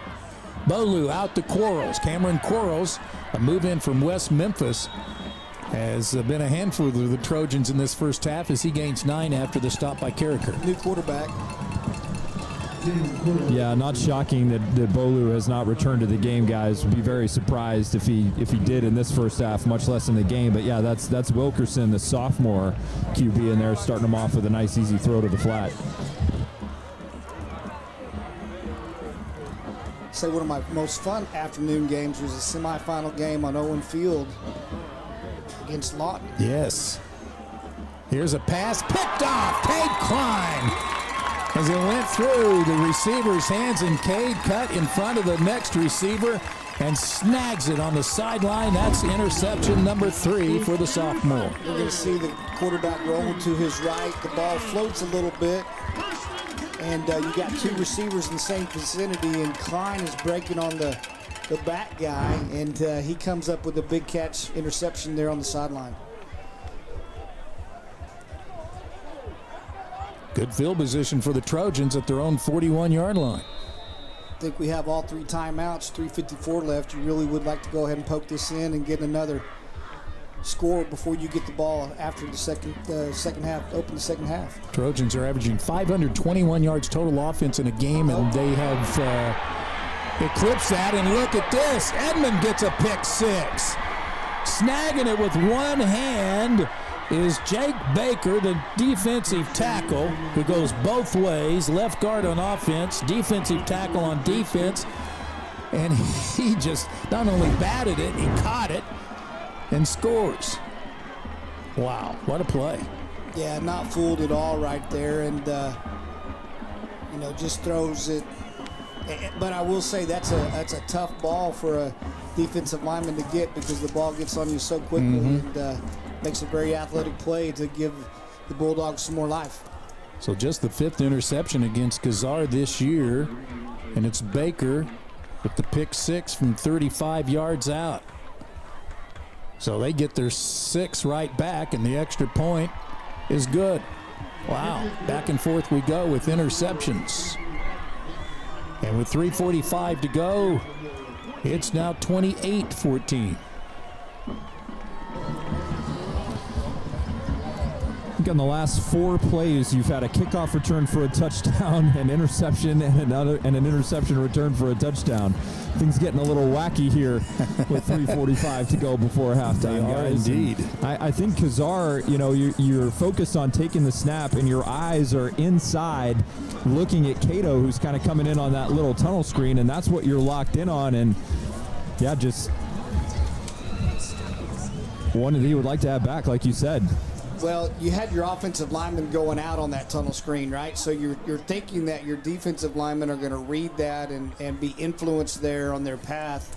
And again, he stayed at home and never bit on the fake or anything, and Landon ended up delivering it right there where he was able to get it. Again, this is one of the taller defensive lines that we have seen as well. So big lineman able to get his hands on it and then reel it in and head to the house.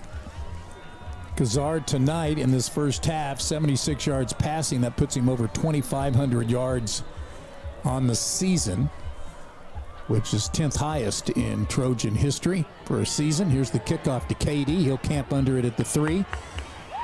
Down the sideline he goes. Tries to cut back and chop down at the 25-yard line. I don't think we can say enough about what kind of play that was by Jake Baker. I mean, that's just a defensive lineman's dream, but it wasn't an easy play either. He reaches up, bats it down with his big paw, and then is able to hold it in. I mean, we've seen linemen bat a ball down, but to be able to knock it and carry it, complete the catch, and then see nothing in front of you. Yeah. His brain had to be going 1,000 miles an hour, but that's a memory he'll have forever. And step through the tackle.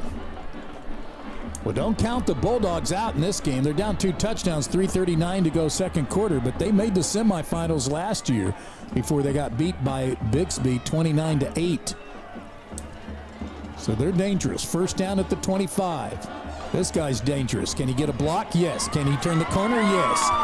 Can he get to midfield? Indeed. And down at the Edmond 44-yard line. McAnally doing a great job there out on the edge, kicking his man out. We'll see that KD comes right back underneath him. So as McAnally pulls around, kicks that out there, right there, and then KD heading it up. Good for 32 yards. Kazar, he'll run it. Gets a block, gets the first down, and he's off to the races, to the 20, to the 10, and the dive inside the 5-yard line for number 7. What a season Landon Kazar has had. Great job right here. This is a run pass option, so Dillard is looking to see if he's going to toss it. Both Dillards are out there, and then Malachi ends up blocking for him on the edge, and Landon turns on his jets and then takes care of the ball there at the end of the run. Good point. 40-yard gallop. First and goal from the 3. It's number 2. Ooh, looked like he was going in, then he got stuck at the 1-yard line. They called it. Touchdown. He got the ball over him. I don't know that they gave that to him as he earned it, especially with that pop point there at the end of it. But, man, huge answer right there, right? And kudos to Landon for showing that competitive edge and that fire. You know, I'm sure he does not like miscues. He does not like making mistakes. He has a very high set of expectations for himself, but then coming back and getting that big run there to set it up for KD to get in the end zone. That was linebacker Colton McComb on the stick at the 1-yard line, or at the goal line, I should say. Yeah, that was not given to him. KD earned that 3-yard TD run. And the extra point's good, I believe. No good. No good. So it's 34-14. But that takes, I tell you what, that's a 3-play drive, a 32-yard run by KD, a 40-yard run by Kazar, and then KD's 3-yard scoot. So you go 75 yards in 3 plays. That's got to take some starch out of this Edmond defense. Well, I was just going to say, Don, after that pick 6, definitely more life, more energy, a little momentum, and a lot of confidence building from that Memorial sideline. You're only down 2 scores on the road heading into halftime. You definitely have some belief and you're feeling good about things, and then it is just squashed and erased immediately by that dominating drive by the Trojan offense. Good night for number 2. 15 carries here in the first half, 167 yards, 3 touchdowns, and of his 3 touchdowns, 2 of the short of variety, 1 with 51 yards. Jalen Cato with a kickoff return for a touchdown. So the Trojans are rolling, 34-14, averaging 53 points a game, and leading here 34-14 with 2:53 to go here in the first half.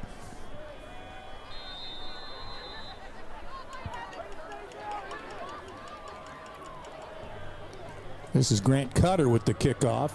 Taken inside the 30 to 28-yard line by McComb. He's hard to bring down. Cutter brings him down at the 42. Yeah, this is going to be a really important series right here. You know, I know we say that quite often, but, you know, Jenks is going to get the ball to open up the second half. You have squashed momentum a couple times, although Edmond has fought back to get themselves back in the game. So, you know, if you go in at halftime 34-14, it feels a whole lot different to those visitors than if it's 34-21. So you want to make sure that you play solid right here on this drive. And they're going with a sophomore quarterback as their leading quarterback got knocked out. But here's a nice pass downfield to Woodard for a first down in Jenks territory inside the 30-yard line. It's Quarles actually who makes the catch. Nice run, nice route, nice delivery. You know, playing a little soft on the backside coverage there, but that's a big chunk play. From the Edmond 43 to the Jenks 33. 24-yard gain. Here's a running play, and Orlando Williams comes across the line of scrimmage from the right defensive, or rather Carson Odom, to wrap him up. Yeah, Orlando was there, Carson was there, Pangburn was there. Do a nice job of getting to him in the backfield, and that's the kind of penetration they need to get. But right now, the young sophomore quarterback does not seem to be phased. stepping into the moment. Well, he's had some good numbers coming in this year, as I mentioned. He's really put up some impressive numbers in backup work. 2nd and 12, he's going to run, and he'll scoot out and stop the clock. He gets about the 3 or 4 yards they just lost, gets it back with just under 2 minutes to play here before halftime. Trojan football, as you see.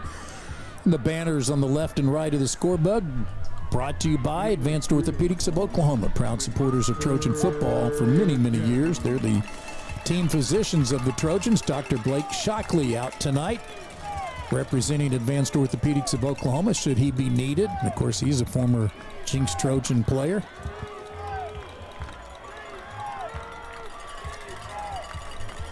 Third down and 9.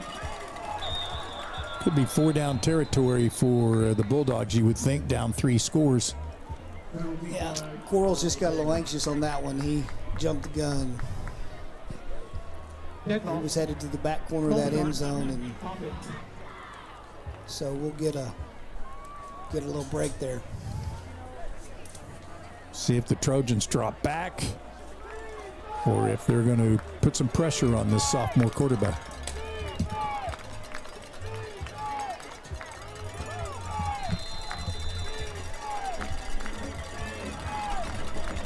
Third and 14 from the Trojan 36-yard line for Kalen Wilkerson.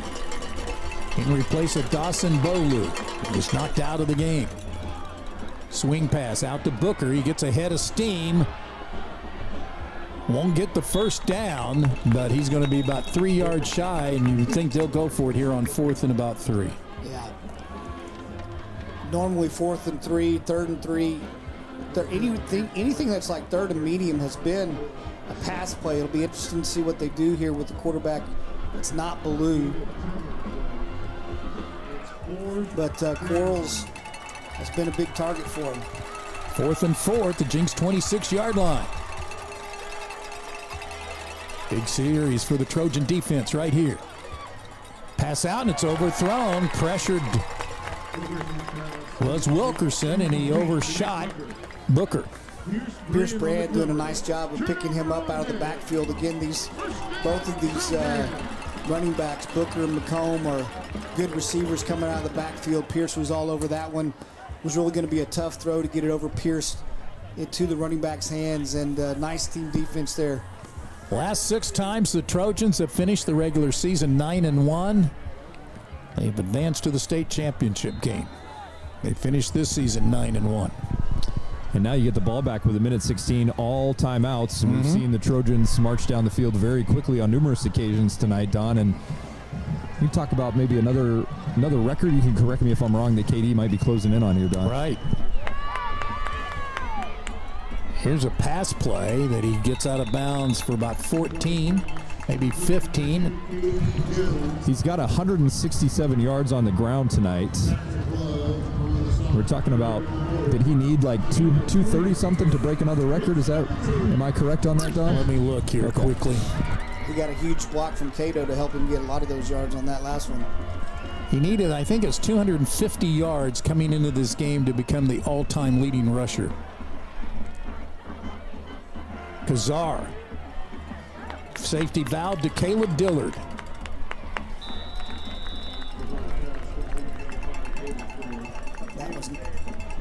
They do say he got the first down. They stopped the clock. Yep, 10 yards. Caleb Dillard's moving up the ranks too on pass receiving numbers for a season. So it's first down. They mark it at the Edmond 49. The Trojans aren't done with 49 seconds left in the half. Kazar has time, fires, and Dillard drops it as he turned to look downfield. Now you see that very often. No, Caleb very sure-handed and lots of focus and concentration, but that time he was looking to see where the defense was so he could figure out if he was going to head to the sidelines or try to turn it upfield. So that's one he wishes he had back. But the clock does stop with 45 seconds and you still have your timeouts. So KD is 82 yards away, Rob, from becoming Jenks' all-time leading rusher. 2nd and 10 at the Edmond 49-yard line. Kazar with a quick drop.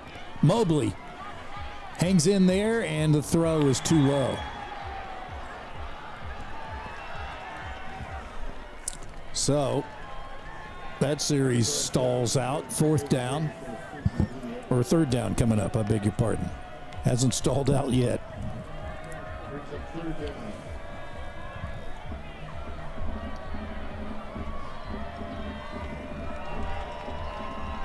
Three receivers to the right, one to the left. And now, no, they still got plenty of time. 10 on the play clock. KD into block. Now he drifts out. Good block. First down, out of bounds. Inside the 40. Well done with 32 seconds left. I think we're going to get a penalty flag for an unsportsmanlike over here. We had two of our linemen who were annihilating a Bulldog into the boundary, and I think they're going to call a little, I don't know. I didn't see it. I saw where he was looking, and I saw when he threw it, and so I think it's going to be after he picked up the first down.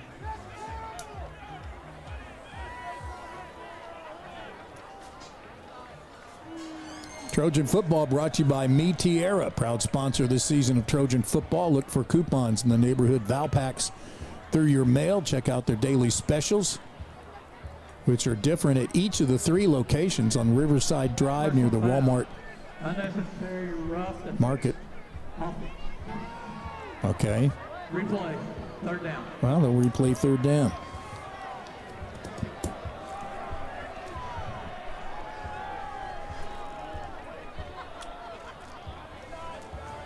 Unnecessary roughness.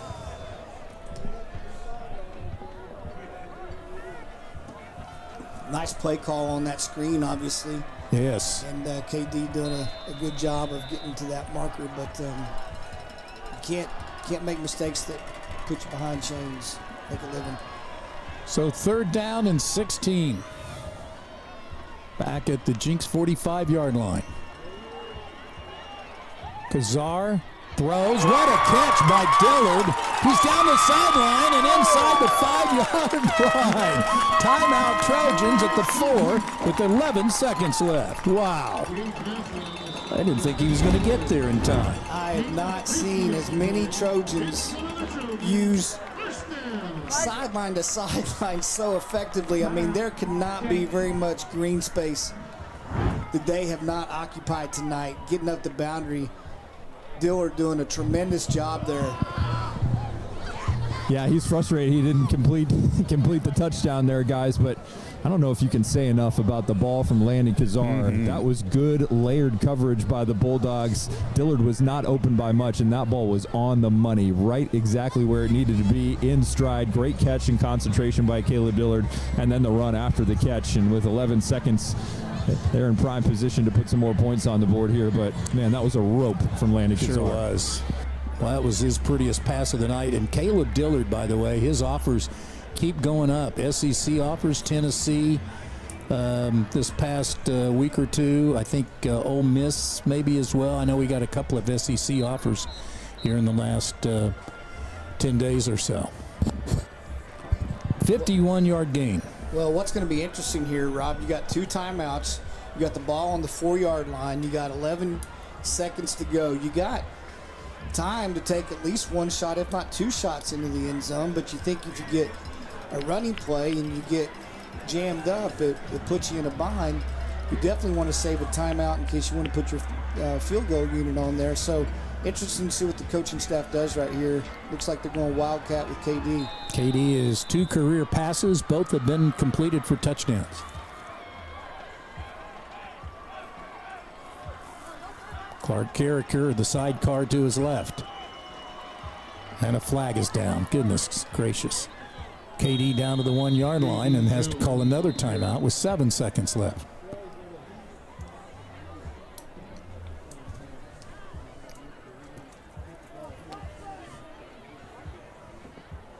Illegal shift, offense.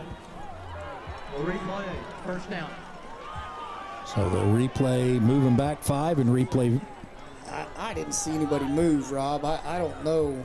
I know you're getting an explanation there with Coach Gaylor, but I didn't see anybody move. Trojan coach is really confused. They don't know who shifted, but was told it was Carricker, number 12, who shifted. He was lined up right next to KD, who took the snap. Carricker turned around and looked at the coaches. I didn't see a lot of movement there. He twisted his shoulders. Yeah. Speaking of unnecessary roughness, or necessary roughness, depending on who you're rooting for, Bigsby 37, Union 7 at halftime. In the second quarter, Owasso now leading Yukon 29-0. And Broken Arrows added a field goal and leads at halftime over Mustangs 17-7. Kind of surprised by that score. Not that Broken Arrow would win the game, but I thought, and it still could very well be the best game of the night before we're done. Well, not to have deja vu all over again, but again, I remember the second half that the Broncos displayed here, so don't count them out. Don't count them out. So you got 7 seconds. You got 1 timeout left. Adam Gaylor is still trying to figure out what the call was. Meanwhile, timeout's been called. The Trojans have moved back to the 9-yard line. There's Kim Catterson on the balcony of the Sharp Center.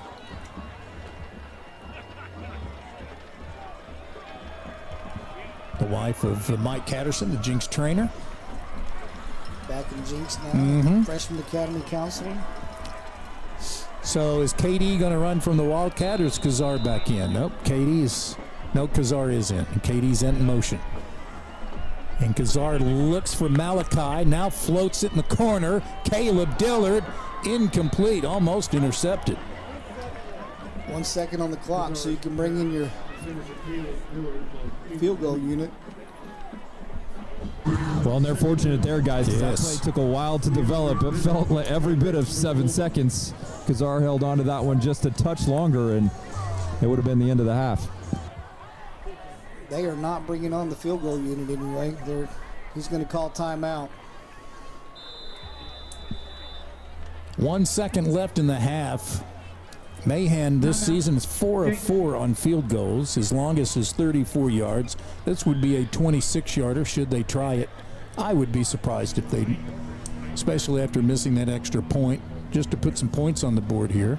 But we'll see. Well, as an offensive coordinator, you're always going to say, yes, let's go for it. Let's go, right. You know? But interesting here, Coach Gator obviously having a lot of faith in Coach Chronister. And, of course, they've never worked together before this year and didn't really know each other until the long meeting that we've talked about before, the job interview that took many, many hours just as they were talking X's and O's on the board. But they complement each other so well, and their approach is so synchronistic that not surprising here, Coach Gator has faith in his OC to give him one more shot at the end zone. And they get the ball to start the third quarter, so maybe there's some thinking there that, hey, we're at least going to go in with a 20-point lead at halftime, and we get the ball to start the second half. And they're going to go for this, guys.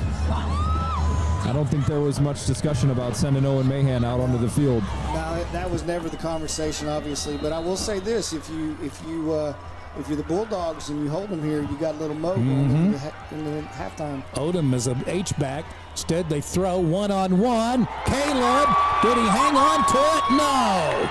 He caught it, but they say he bobbled it as he was going out of bounds. Wow. He can't believe it. Let's see if we can... see, we got a Trojan TV replay, perhaps. We can see right here. It'd be hard to see because he's going to the back of the end zone. Goes up high for it. Doesn't have it yet. They're secured. There it looks like he does. Well, yeah. It's really tough. I mean, there's no instant replay in high school. I don't know why we're hanging out. But not a bad call. Athletic play by Dillard. It'll be interesting to see how Coach Gaylor's feeling with Rob here. Well, let's find out. All right, guys, down here with Coach Gaylor. The Trojans take a 20-point lead into halftime. I know you're disappointed with that last play, but overall they get within 2 scores. You guys are able to answer right back and build the lead. What did you like about the way that second quarter ended? Yeah, just like the way we answered back. Like I said, playing pretty good defense. You know, one drive, the kid's a very powerful runner. We got a bunch of guys trying to strip the ball, and he runs through arm tackles. They end up scoring, and then the spacing on the screen for Cato is the reason the DN was able to pick that one off. Other than that, I mean, take away a couple of those plays, and we're playing really well. Get the ball to start the second half. What do you like about the offensive rhythm so far and the way you guys are distributing the ball, the way KD's run? Yeah, KD's running hard. You know, physical, running through contact, and I know Landon liked to have that one back, but we're getting the ball spread around. We finally got our tempo going. If we could avoid some of our penalties, it would allow us to maintain our tempo a little bit better. Would that be the one adjustment going into the second half, or is there something else maybe you want to change up? We've shot ourselves in the foot, and brought us back, or it's probably a 30-point game, so we got to come back out with that fight, and hopefully, it looked pretty close there on that last one. Hopefully our guys are fired up to start the second half. All right, Coach, appreciate it. Thank you very much. All right. Back upstairs, guys. Trojan train keeps rolling. Thank you. And you see Arvest Bank sponsors the interviews that Rob Labor does with the head coach on the field. Don King, Eric Fox, Mason Prince, and the Trojan TV crew, thank you so much for joining us, where the Trojans enjoy a 34-14 intermission lead, and we'll give you the stats and be back with you in a little bit.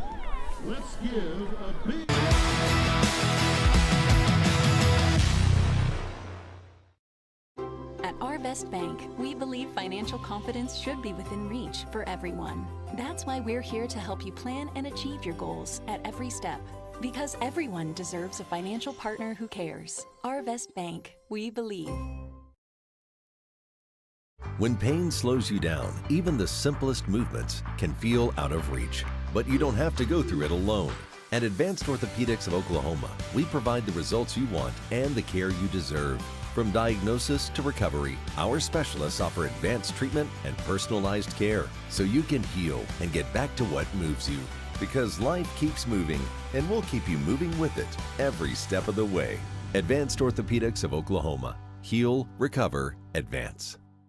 Make every occasion unforgettable with Waldo's Chicken and Beer. From corporate lunches to special events, enjoy our irresistible dishes, including breakfast. Waldo's full-service catering has you covered. We'll handle the food so you can focus on what matters. Waldo's Chicken and Beer, catering made easy. Hi, this is Matt McCoy, former Jenks Trojan. I'm a proud Trojan sponsor this fall. I'm excited for Coach Gaylor and the team. I'd love to help you with your insurance. Please give me a call for a free quote or come by my office at 81st and 129th. Come with us to the new Meteora location on 61st and Yale. If you haven't been to Meteora before, you are missing out. From the large portions to the great prices, this is really one of the best places to eat in Tulsa. Not to mention the incredible service you receive from each team member. So get to Meteora on 61st and Yale as soon as you can, and don't forget to try the churros. Hey Trojans, get the only card that donates to Jenks Public Schools every time you use it. TTCU Federal Credit Union has donated more than $160,000 so far. Support the Trojans with your card today. When pain slows you down, even the simplest movements can feel out of reach. But you don't have to go through it alone. At Advanced Orthopedics of Oklahoma, we provide the results you want and the care you deserve. From diagnosis to recovery, our specialists offer advanced treatment and personalized care so you can heal and get back to what moves you. Because life keeps moving, and we'll keep you moving with it every step of the way. Advanced Orthopedics of Oklahoma. Heal, recover, advance. Let me tell you about this new pretzel cheddar club. Hey, I'm Carlos. And I'm Ebony. And a little thing we love about the Chick-fil-A Pretzel Cheddar Club is the tangy Dijon with the pretzel bun. When I add the Dijon mustard to this pretzel bun, it takes it to a whole nother level. It goes perfectly with the chicken and the cheddar cheese and the bacon. Man, you know how much you love bacon. And I love the different varieties. Grilled, spicy, original. It gets you nice and excited for fall. Real guests paid for their testimonials. Tonight on Bark Island, it's the ultimate adventure at the Woodland West Pet Resort. Newcomers enter the villa. Will they become best buds or playful rivals in doggy daycare? It's glam time. Pups dressed to impress with top-notch grooming. Who rocks the best makeover? Sweet dreams are made in our luxury suites. Owners can peek in live. It's party time. Our pups strut their stuff with fresh tricks to wow the crowd. Trusted, professional, and oh so fun. Join the pack. Woodland West Pet Resort. Make every occasion unforgettable with Waldo's Chicken and Beer. From corporate lunches to special events, enjoy our irresistible dishes, including breakfast. Waldo's full-service catering has you covered. We'll handle the food so you can focus on what matters. Waldo's Chicken and Beer, catering made easy. It's more than just a rivalry. It's tradition. It's pride. It's Jenks versus Bixby. Win or lose, we know this game just means more. At Mabry Bank, we stand behind both Trojans and Spartans and the families and businesses that make each of these communities great. No matter what colors you wear tonight, we are proud to be your hometown bank. Mabry Bank. You matter at Mabry. Hi, this is Matt McCoy, former Jenks Trojan. I'm a proud Trojan sponsor this fall. I'm excited for Coach Gaylor and the team. I'd love to help you with your insurance. Please give me a call for a free quote or come by my office at 81st and 129th. Welcome back for another Student Athlete Spotlight. I'm Assistant Principal Eric Fox. All right, welcome back to another Student Athlete Spotlight. Very excited to talk to senior football player. Cooper, why don't you introduce yourself to everybody? My name's Cooper Peters. I'm a senior at Jenks High School, and I play football for the Trojans. All right, and you know, we'll get into football and how football season is going a little bit later, but a big victory that you got to celebrate yesterday here at school during advisory. What happened? So we have the annual DECA dodgeball tournament. It didn't go on for a while because of COVID reasons, but now it's back, and I'm in the student body leadership class, and we had a team, and we were able to go out there and win. So you won the big trophy. That was awesome, yeah. And DECA is doing that to support the Jenks Food Bank, so appreciate their efforts awesome. there. So, Cooper, how long have you been going to Jenks? I'm actually a Jenks lifer. I went to elementary school at Jenks Southeast. And you were in a special program there, is that right? Yeah, I was in the Chinese immersion program, so I grew up taking Chinese. So did my brothers, so they kind of started that, and then I was able to take Chinese all the way from elementary to intermediate, middle school, and then even at the high school, so that was awesome. Tai Hala. Bust that little Chinese there, so for the audience. That's awesome, right? So you're there, you've been a Jenks lifer, you're at the high school now, you're involved in lots of different things. What's one of the favorite classes or favorite teachers that you've had through your time at Jenks? I would say Mr. Tucci, he always stands out to me. He's my 8th grade science teacher. He was just incredible guy. He was younger, so I really just connected to him, and yeah, I mean, both love golf. My favorite golfer is Tommy Fleetwood now because of him, so that's kind of fun. So he turns you on to that, huh? Yeah, and then also at the high school, I would say just all the student council sponsors, they've really helped me a lot, just, you know, be more outgoing and just meeting more people and just kind of creating new opportunities and stuff. So. And you've been taking some AP classes, you're taking some concurrent classes at TCC, you're in student body leadership and student council. What's your role in student council? So I am the mentorships and outreach officer. So for mentorships, a group and we go to elementary schools usually, and we lead a group of younger Trojans and just teach them about leadership. We'll play games and do activities with them and just kind of get them to understand some of like the key traits like leadership and communication and stuff like that, just so they can take that on to the next level and just use that around them and outside of school. That's great. So it's almost like you're paying it forward. You're talking about Mr. Tucci and Ms. Carruthers and Ms. Brown and Ms. Henry and Mr. Olson, your Stuco advisors who are building that leadership in you, and you're paying it forward to future Trojans. 100%, yeah. Make my job easier in the future, man. I appreciate that. Of course, yeah. Thinking about your future plans, what do you want to do after you graduate? I want to attend either the University of Arkansas or Oklahoma State, and I want to go into the dental area, maybe be an orthodontist one day. Okay. So we'll kind of take that one step at a time, but yeah, I'm kind of 60-40 right now. I'm probably leaning towards Arkansas, so we'll just have to wait and see. All right. Well, I had a son that went to Arkansas and had a son that went to Oklahoma State, so both of those good schools that got some of my money every semester. So, but those are great choices, and both of them are pretty close, so that works out really well. When you think about, your time as a senior football player, we're just coming off of senior night. And senior night, you had a big night. Tell us how senior night went for you. Man, that was awesome. Just, you know, all the work that we put in throughout the season, off season and everything, and just being able to go out there and get my first varsity catch and some jet sweeps and stuff, that was so awesome. I remember after I got my first catch, I came over to the sideline and everyone was hyping me up and patting me on the helmet, and it was surreal. So what were your stats from the other night? I watched them on Huddle. It was I caught a screen pass out on the outside, and Braxton, our tight end, had a good block. Yep. So I picked up the first, and I think it was like 9 or 11 yards. Yep. And then I had 3 jet sweeps. The first one got called back, and then the second one I think I picked up 3 yards, and then the third one I got tackled for a loss. Well, those are great experiences. Yeah. And you guys are going to have, as a senior class, one more chance to play at Allan Trimble Stadium next Friday night. It'll be the Friday night that this is showing. But what's it like as you're thinking about playing on that field one last time as a senior?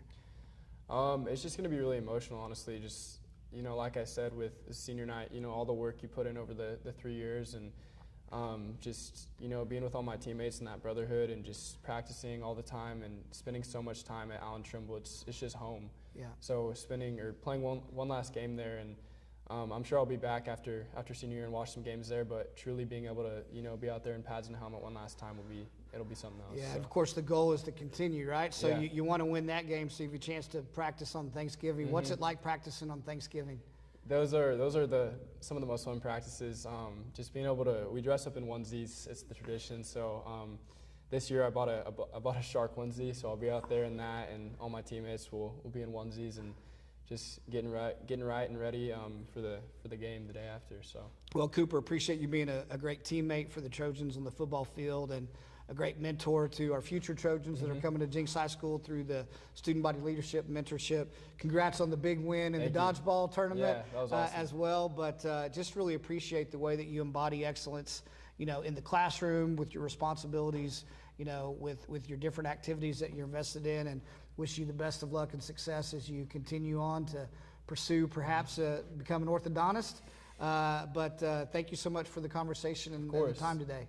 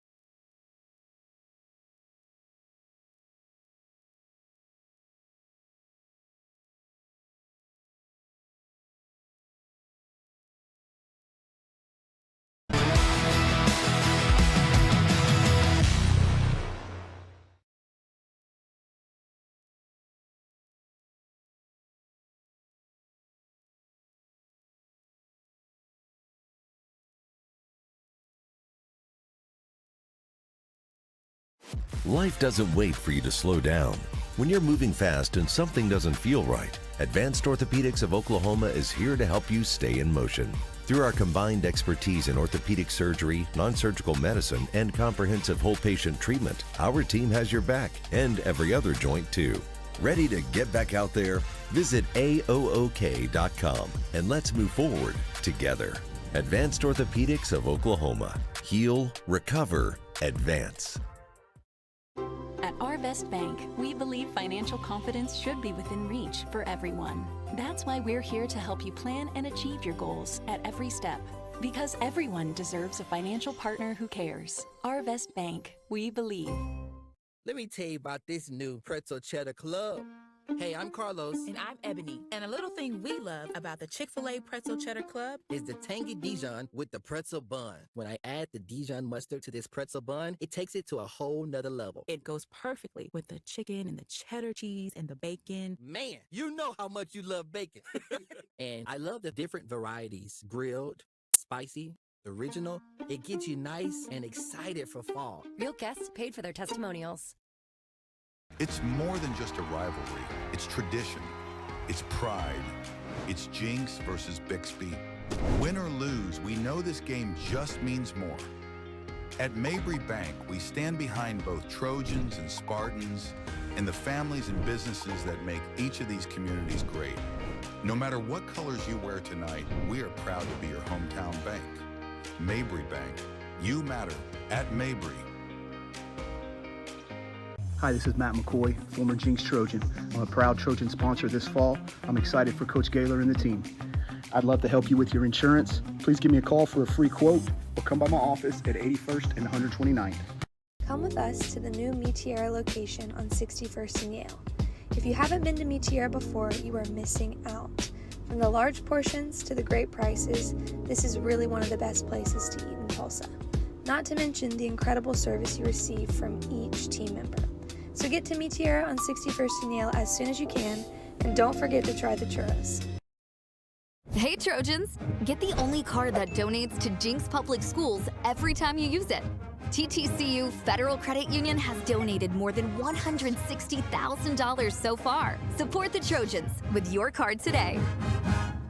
Craving comfort? Waldo's Chicken and Beer has you covered. Sink your teeth into our crispy southern fried or juicy rotisserie chicken. And don't forget our scratch-made sides like mac and cheese plus our original sauces. So grab a beer and get clucking to Waldo's. 71st and Yale, Broken Arrow, and in Owasso. Waldo'sChicken.com.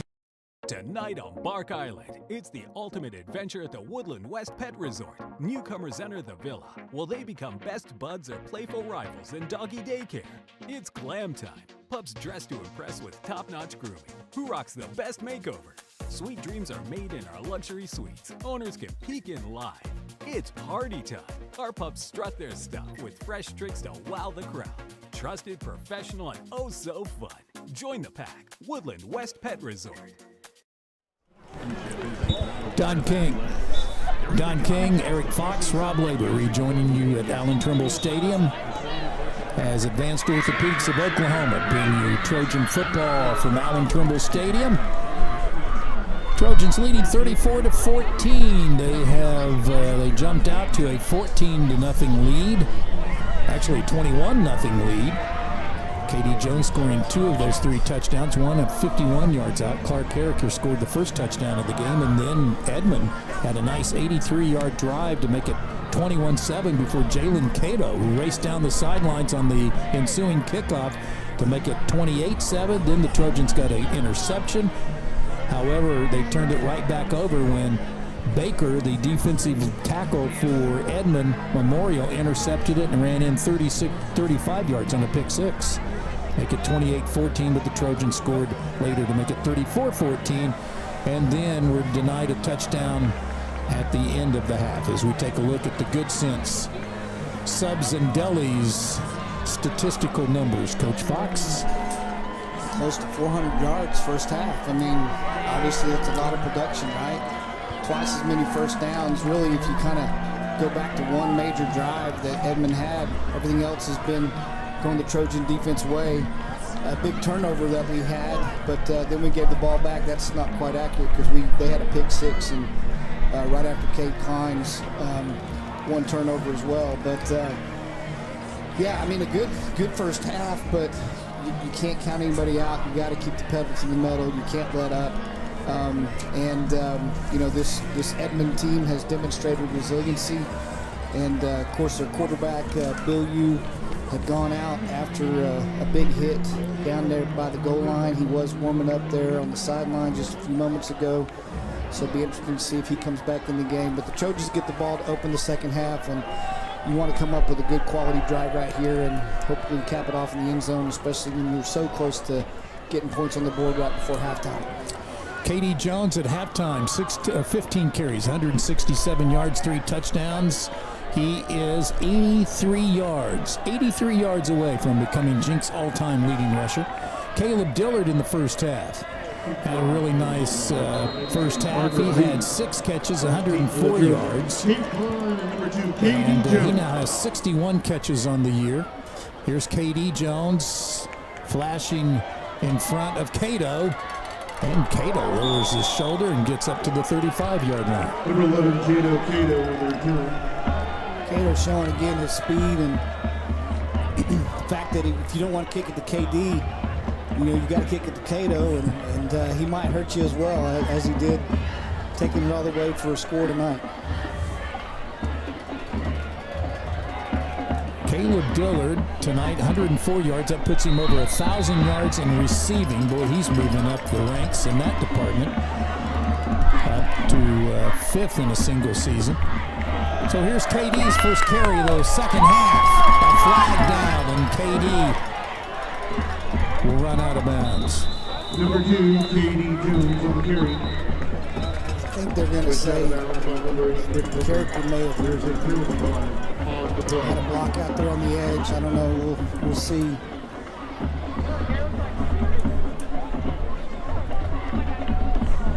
Daryl Knapp, our referee. Holding. Offense. Penalty lead from front side. Well, the penalties have been the biggest problem for the Trojans here tonight.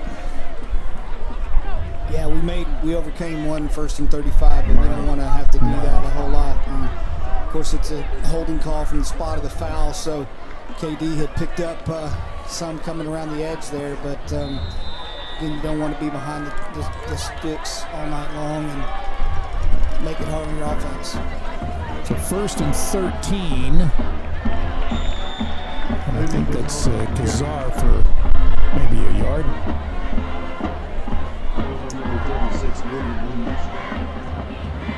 Yeah, so I think that was a read play, and he kept it and went up the middle and just got past the line of scrimmage there. So they'll look to the sidelines to get this next play with 4 wide receivers. 7 penalties on the Trojans here as we start the third quarter. Up 34-14, Malachi Dillard snags it for his 4th catch of the night. He was a really good baseball player.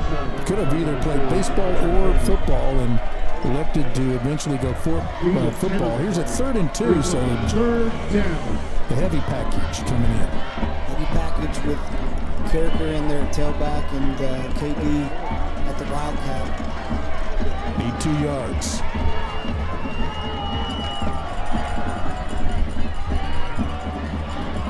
Somehow he got it. Number 2, KD Jones on the carry. Boy, he can maneuver his way through traffic as good as anybody you've ever seen. Yeah, you've seen those quick feet drills where they move laterally across a ladder, a step ladder, or something like that. He just does that in practicality right there at the line of scrimmage to move from one A gap to the other A gap and find a crease to get ahead. Kazar back in at QB. KD running back. He steps through that tackle, looking for blocks downfield. Daniel applies it. And another first down at the 33-yard line. Or Malachi Dillard, rather. And he comes up lame a bit. What these wide receivers are doing right now is helping so much. These offensive linemen, Cato and Dillard both, just doing such a tremendous job of blocking downfield. 19-yard run for KD. Caleb Dillard in motion. Play action. Looking the other way, Braxton Daniel, what a touchdown Trojans. Put that in on the board unless they call him out of bounds, and he just couldn't sustain it, Don. His momentum was just kind of carrying him, and he couldn't quite recover, but still a great pitch and catch there from Kazar to Daniel. Seems like all Daniel does is make big catches down the field for chunk plays. So a gain of 30 yards. KD powers to the 1 and down there. Number 2, KD Jones on the carry. Just can't say enough about that catch by Braxton. I mean, that is so hard coming at him out of bounds. I mean, headed to the boundary right there, making it over the shoulder, and that ball has some zip on it. It's not one of those touch patches that you run underneath. I mean, that is really getting down there in a hurry, and his athleticism been such a tremendous asset. He was kind of ill and hurt so much of the season last year. They had high hopes for him, but man, he has really done a number, and just been a great addition to all the things you could get from KD and so many others. Move in from Booker T. Washington, who went down to Del City in overtime last week in the opening round of the playoffs. KD trying to get in. No signal yet. There it is. Touchdown Trojans. That's the drive you wanted to open the half, right? I mean, you did overcome some penalties. You had some nice runs. You had a huge catch. You had power football down around the goal line. I mean, that's Trojan football. And you got a tight end making big catches like all sorts of tight ends. You know, Garrett Mills, one of the best at being so athletic in that position and stuff. And man, Braxton doing a huge job for this season. Owen Mahan to try to add on the extra point. And he does so to make it 41-14 early here in the third quarter. So the Trojans get the opening kickoff. Motor 65 yards in 7 plays. That Trojan update brought to you by TTCU, presents the Jenks Trojan Visa card. And proud sponsors of the Trojan Football Coaches Show that can be seen on Cox Communications Wednesday evenings at 6:30 on YourView Channel 3. Also can be seen on YouTube after that, Wednesday evenings and throughout. Coach KD's 56 yards away from the all-time record. Man. Well, I was just going to say, Don, you know, we do have a great crowd here tonight for playoff football at Allan Trimble Stadium, but we know we have some faithful that always watch Trojan TV. We know this is the last Trojan TV video broadcast of the season. We'll continue to provide audio, but tremendous job they've done. And Mike Means, who rarely misses a game, unable to be here tonight, he's texted in that he's listening and appreciates the great job that you and Rob do. And as I stumble through, he appreciates that as well. But appreciate Mr. Means listening from tonight. Former high school principal, longtime principal here. 75,000 plus have witnessed Jenks Trojan football on the YouTube on Trojan TV this year. Here's McComb, Colton McComb. He's been a handful tonight. He gets up near midfield. And we got a nice note a few weeks ago from Marcy Corwin, who has been had 3 boys come through the Jenks football program, and she and her husband Byron were longtime Booster Club officers. And Marcy sent Mason and the Trojan TV crew a great note along with the donation, and you can make donations to Trojan TV. Yeah, those guys always needing some pizza or water or an extra T-shirt. They do a great job. From the 47-yard line, Bolu's in at quarterback again. And Booker's in at running back, and he gets swallowed up for another loss. Nick Booker, who came in with needing 7 yards for 1,000 yards rushing, has just been gobbled up tonight. He had 1 big run, and that's been it. Pierce Brand, Orlando Williams, character in there. Just doing a great job up front right now.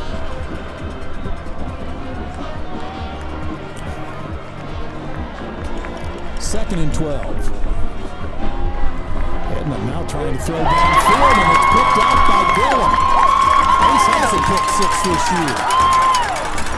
and he gets slung down near midfield. Good job by number 1. He has his second interception of the season. You know, that's usually been one of the injuries by number 1. So he's been fighting hard to come back. Good to see him get a takeaway right there. Coach Gaylor wanted this team to be more physical tonight, and they've answered that call. He wanted to get more takeaways tonight. They've answered that call so far. You know, Bill U's out there again, like you said, but just there's got to be a little miscommunication and misread by what his receivers are running with where he put the ball, and he steps into the void and makes a big play.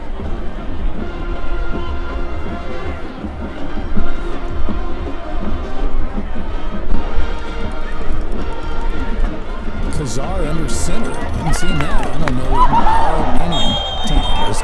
KD hurdles a defender and picks up 6 yards. Got a penalty for that at Enid, right? Yes, we did. That's exactly what I was thinking. You got flagged for that in Enid. I don't know if that was a case where the defender was a little more upright, but I thought that if a defender was in a position to make a tackle at the high school level, if you try to jump over him, you're going to get flagged. But well, we swapped that out for the quarterback having the play call sheet on his belt. Dealer's choice tonight. KD now needs 50 yards. Kazar flips it out to KD, who has over 100 catches in his career. Only 4 players have done that. And he's closing in on the second most receptions in a career, which is held by Brandon Kitchens, 106. Well, definitely a very special player that we've seen here in the Trojan family. And, you know, not anybody when he came over expected anything to be given to him, but earned it all through hard work, and great to see his success and how that contributes to the overall program success. 3rd and 1. Oh, and he stumbles down, and that'll be no gain. So 4th and 1. No doubt about it, going for it. Never any question. Well, if you went for it earlier, why not now? Bring Bo Bright into package here. Thought they were bringing Kazar out, but he stays out there. Character in on the field. This offensive line, Landon Webb at center, Kester and Craig the guards. Tackles Aruru. Character, I think it is, for the first down. Tush push, tush push variation. Version of the tush push right there with Kazar under center, which you don't see very often to begin with. And typically in short yardage situations, you'll see a lot of KD in the Wildcat or a simple handoff, but another good push up front for that offensive line. Kazar fires to Daniel at the 20, stumbles, 10 to the 5, down to the 3-yard line. Outstanding job right there. Getting it off to him quick in the slot from the seam. He's going to bend it towards the hash a little bit. Landon's going to lead him inside the numbers, and does a nice job at the end of making sure he tucks that ball away to secure it before he goes down there. And now the Trojans have another 1st and goal. 1st and goal at the 4. You know, Braxton Daniel really wanted to taste the end zone after coming up just short on the last drive, but just couldn't keep his feet underneath him. Here's a pass. Touchdown, Trojans. Kazar to Dillard, his 14th touchdown catch of the year. Man on man down on the goal line. Just an inside slant look right there. And Kazar gets the ball out quick. And then Dillard handles the hot potato into the breadbasket. Takes care of it. Gets in the end zone. Trojans on the board again. Great execution. See a big old smile on Dillard's face as he's coming at you, Rob, don't you? Yeah, you know, he felt like he had one ripped away from him at the end of the first half there in the back of the end zone, with that one not being called a touchdown by the officials. So really anxious coming out of the locker room to get his hands on another one in the end zone, and able to do just that with a good delivery from Landon Kazar. Maybe the best shot of all night right there by the Trojan TV crew. I think if we had an instant replay, we might see Coach Gaylor smile. I'm not certain, but that might be one of the closest things we see. Can neither confirm nor deny whether the head coach was actually smiling on the sidelines. Scott West and Troy Tabor checking in for the first time this season, watching the playoffs on Trojan TV. So Landon Kazar with the touchdown pass gives him 27 on the season. And Caleb Dillard's touchdown catch gives him 14 on the season, and that's third best in a single season in Trojan history. Well, I'm going to say the Trojans are really doing it with lots of weapons. I mean, obviously KD having a big night, Landon having a big night. He's finding Dillard having a big night. He's found Braxton Daniel for a big night. I mean, Jalen Cato has some key blocks and then a return for a touchdown. So just finding lots of ways to get people involved in the game and make a contribution. And it's one of the reasons why the Trojans offense has been so prolific at scoring this year. 53 points a game, second best in school history to this point. By the way, that was the 14th touchdown catch by Caleb Dillard this year. That ties him for the second most in a single season with Brandon Kitchens, who did that in 2010. And his wide receiver teammate has the all-time record, Jacob Bertelli, with 17, also back in 2010. Yeah, what a duo they were. I mean, if you're a defensive coordinator, you're working on your secondary. Which one you try to take away, Kitchens or Bertelli, you know? They had a pretty good quarterback in Sawyer Comorgan as well, who had 39 touchdown passes. That's a single season record. Here's the sweep to Quarles. That's been a good play for them in the first half. Not this time, not with Orlando Williams chasing him down. Orlando all over it. Go ahead, Rob.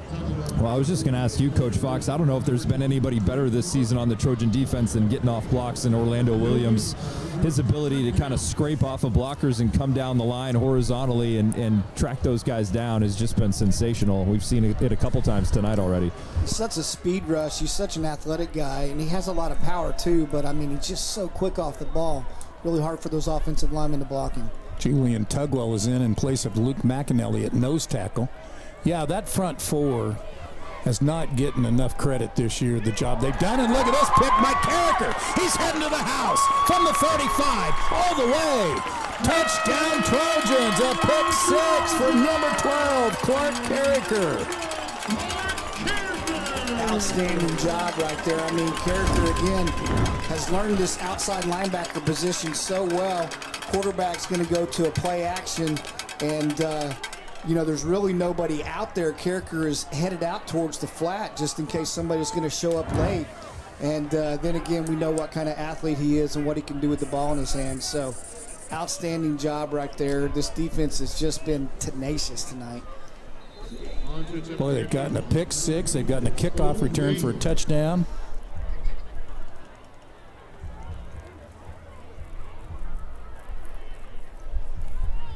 Mahan's PAT is blocked. So that's the third missed extra point of the night for the Trojans, Don, but I don't think that's going to dampen the spirits too much down here. Like you said, 6 offensive touchdowns, 1 on special teams, 1 on defense, and great to see the Trojans' leading tackler just kind of sit down in there, read the quarterback's eyes. I don't know if Bolu ever saw him. I think Bolu was pretty fixated on his receiver and just did not see Clark Carricker there kind of hiding behind that defensive line, and once he got it in his hands, it was a no-doubter. So here's the question. Who goes back in at running back? Who goes back in at offense here, you know? Right. It's still the third quarter. It'll be interesting to see when, if different subs may be headed in the game. Trojans with 3 scores in this third quarter to open it up. It was 28-14 at one time. Now 53-14. We'll check some other scores for you after this kickoff from the Trojans and Griffin McCord.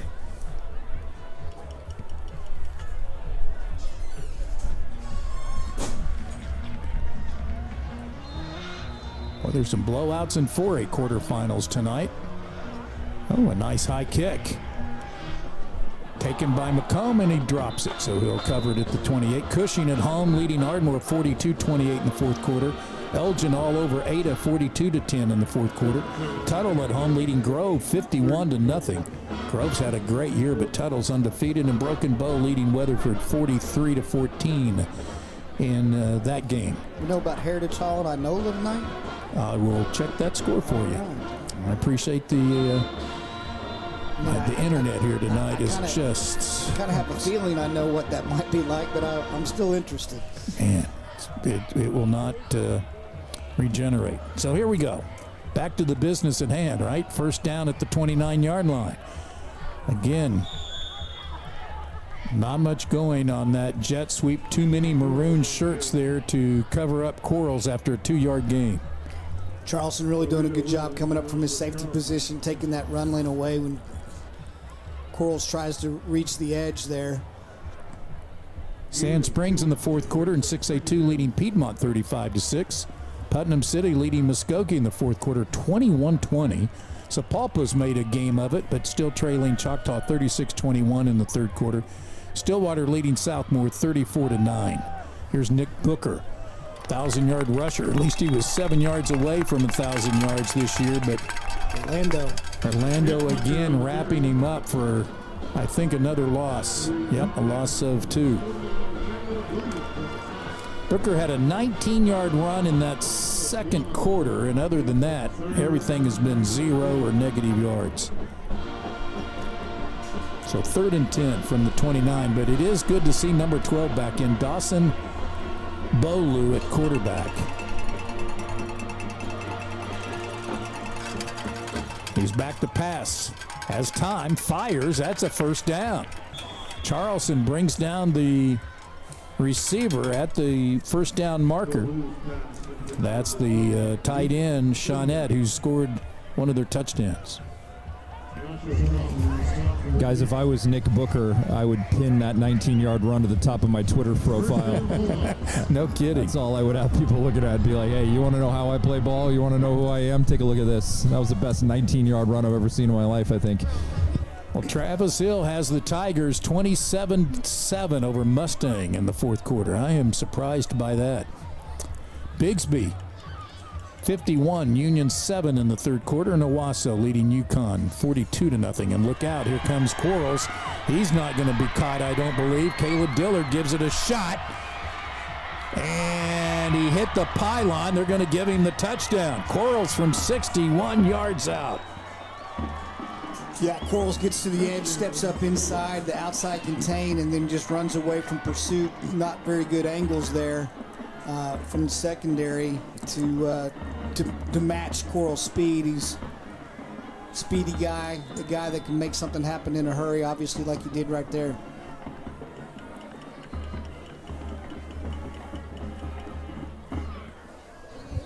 Trojans have been excellent all night, too, on those runs. They kind of started off horizontally, getting up on the edges and not letting them turn the corner, but that time just too much speed from Quarles. Really impressive run against a Trojan defense with pretty much all the starters still in the game at this point.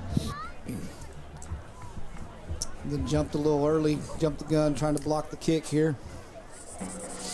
Coming into this third quarter at halftime, Edmond Memorial had 155 total yards.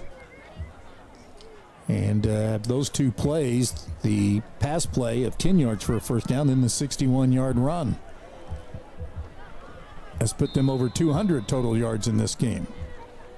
But it's all about the scoreboard. Here's the extra point kick. 4 minutes to go in the third. And he puts it through. Reed does, the kicker, so there's a break in the action. We'll come back with the Ace Hardware kickoff here in a moment on Trojan TV.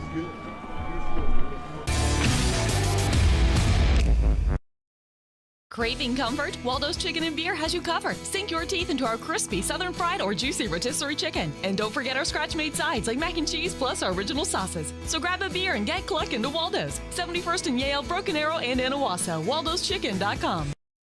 At Our Best Bank, we believe financial confidence should be within reach for everyone. That's why we're here to help you plan and achieve your goals at every step. Because everyone deserves a financial partner who cares. Our Best Bank, we believe. So a drive of 71 yards in 4 plays by the Bulldogs. Put them on the board, trailing Jenks 53-21. 4 minutes left in the third. That update brought to you by St. Francis Health System, sponsors of Trojan football, offering comprehensive health care services for the community, including heart care, cancer care, and pediatrics. Reed to kick off.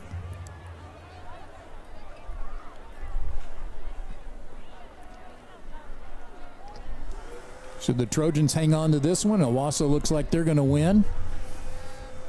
Bigsby looks like they're going to win, and Broken Arrow's ahead of Mustang.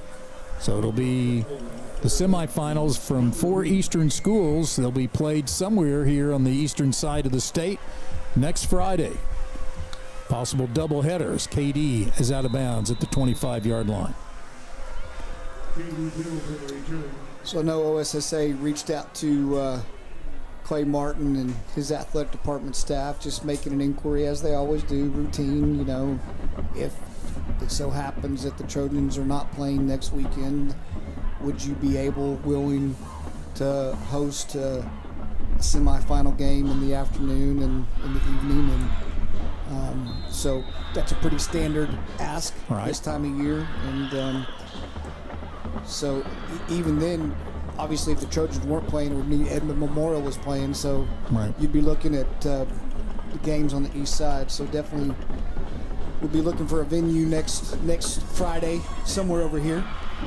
If somebody from the west side had won tonight, that game would have been played on the west side. Well, that's why I say that's they asked Coach Martin if if you'd be willing to host 2 games. And the only way that we're not playing would be if Edmond Memorial won. So. Right. Interesting. KD needs 50 yards. Gets about 5 there. Oh, there's a little late hit by one of the Edmond players. No call.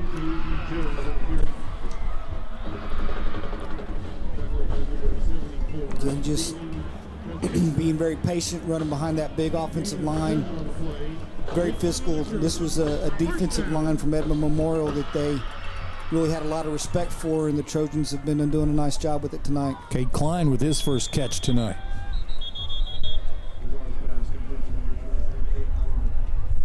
Klein taken down by Colton McComb there.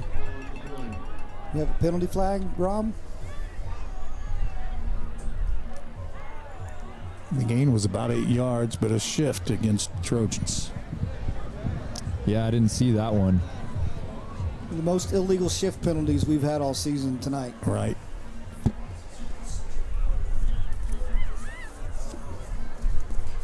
Cool night. Fall is in the air tonight. 50 degrees.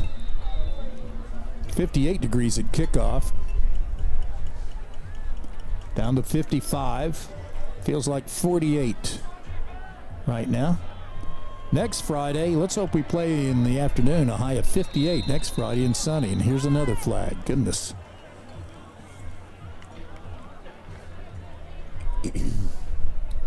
Had a flinch there on the right side. So that's going to back us up another 5 yards. Just gives KD more room to run. He needs 45 yards to become the all-time Jenks leading rusher.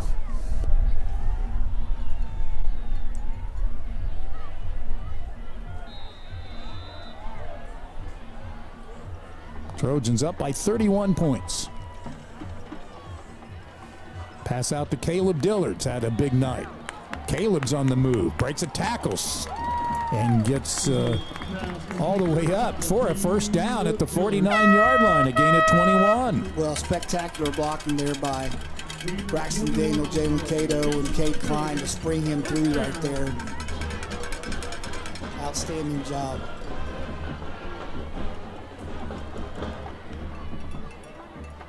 Kazar, a nice pickup off the floor, and then the handoff to KD for about 3 yards. So second down coming up. By the way, somebody asked me over the week where KD ranked in all-time rushing in the state of Oklahoma. He has a chance to crack the top 30. Uh-oh. Klein makes the catch. I thought I thought that was going to be an interception there for a second. Well, again, shout out to Cato by making sure that that DB couldn't break on the ball. So the pass incomplete.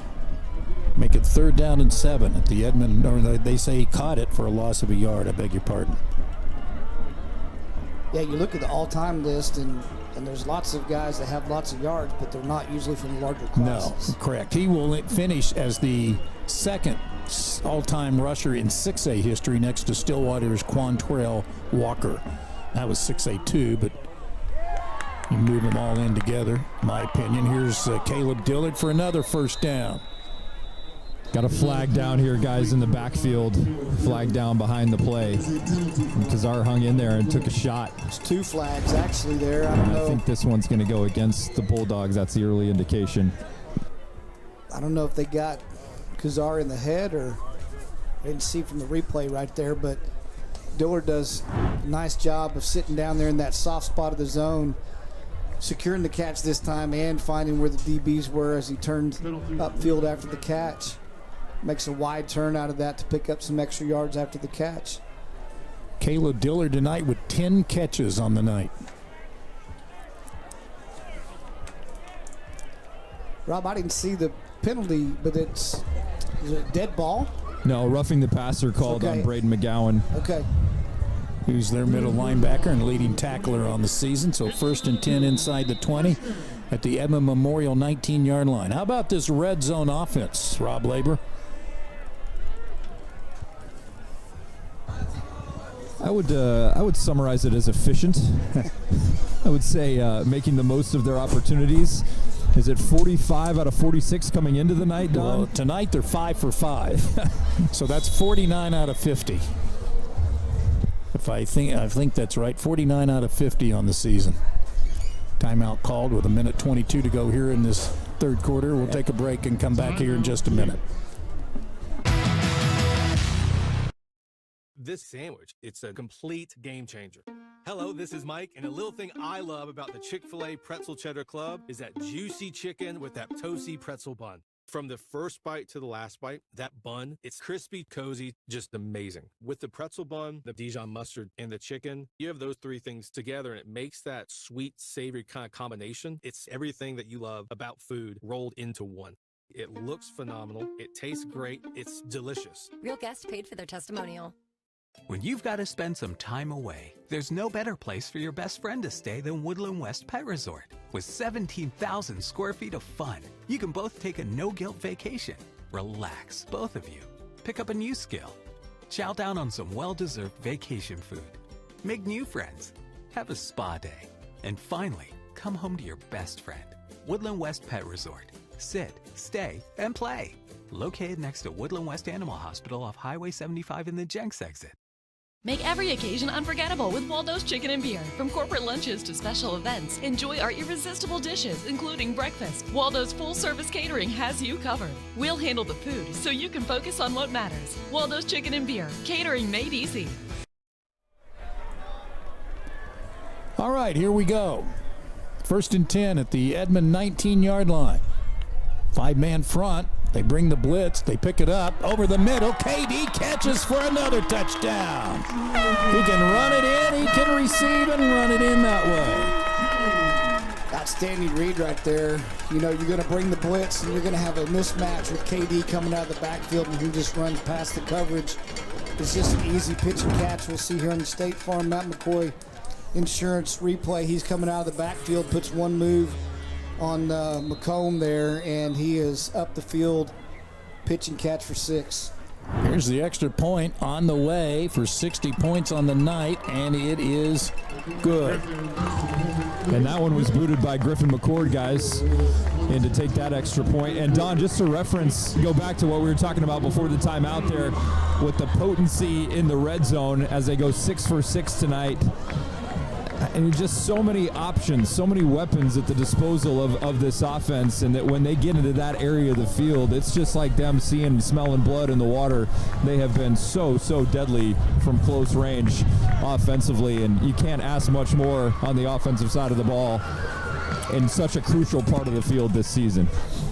You are so correct, and not only do you have the weapons, the offensive line, it cannot, especially after Malik Craig came back. Remember, he was hurt the first 2 or 3 games of the season. Not that, they had some success even then, but once Malik Craig came back from his injury, they have really galvanized and been one of the best offensive lines in Jenks history. Well, Ruru's developed in the 2 years that he's been here. Roddy Kester developed in the 2 years that he's been here. A tribute to Doug Greenwood and what he's done. You got Jamison Mobley, just a freshman. Kurt Seifert talking about it last week, that a freshman being able to do what he's doing in a very physical location. And, of course, Malik, a 3-year starter now, has just and Coach Greenwood just talks about size is not overwhelming or intimidating, but he is just such a technician from the position. And then you throw in the X factor, which has been the center. Landon Webb was probably the only question mark coming into the season just because of lack of experience. Yeah. They knew what they had pretty much in all the others except for Webb, and he has been brilliant this year. And it's not an easy position to play. I know they tried Kester there some, and it's just not an easy position for a number of reasons. Not only do you have to block the guy that's in front of you, but you got to make sure it's a good snap before you do that. So just shout out to that whole offensive front line unit and the way Coach Greenwood has been able to develop those guys. Bolu back in at quarterback. Remember, he got knocked out trying to score a touchdown in the second quarter. His head hit the turf. Not play the rest of the second quarter, but has come in and continued here in the second half for this senior quarterback. Julian Tegwell bringing him down right there on the quarterback run.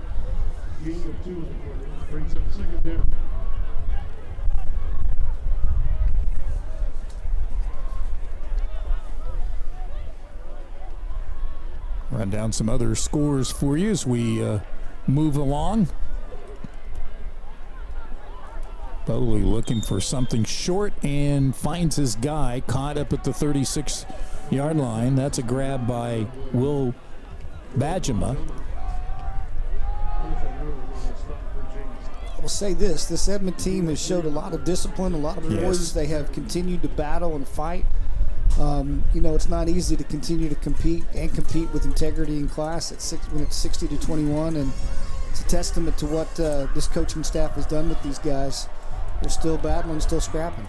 And especially when their quarterback went out on that hit in the second quarter by Cade Klein. Here's Boalou, and he'll get the first down, needing 6.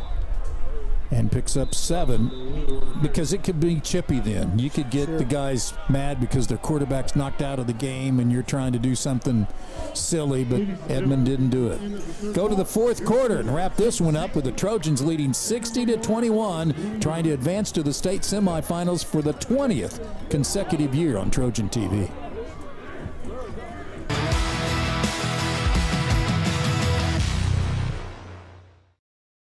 Life doesn't wait for you to slow down. When you're moving fast and something doesn't feel right, Advanced Orthopedics of Oklahoma is here to help you stay in motion. Through our combined expertise in orthopedic surgery, non-surgical medicine, and comprehensive whole patient treatment, our team has your back and every other joint too. Ready to get back out there? Visit AOOK.com and let's move forward together. Advanced Orthopedics of Oklahoma. Heal, recover, advance. It's more than just a rivalry. It's tradition. It's pride.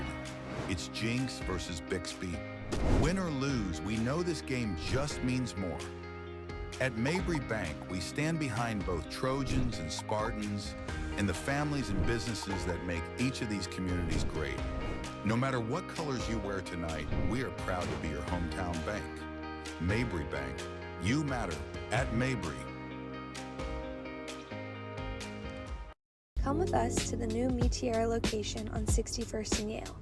If you haven't been to Meteora before, you are missing out. From the large portions to the great price, really want to salsa. Not to mention to receive each minute. Meteora 61st and Yale to try the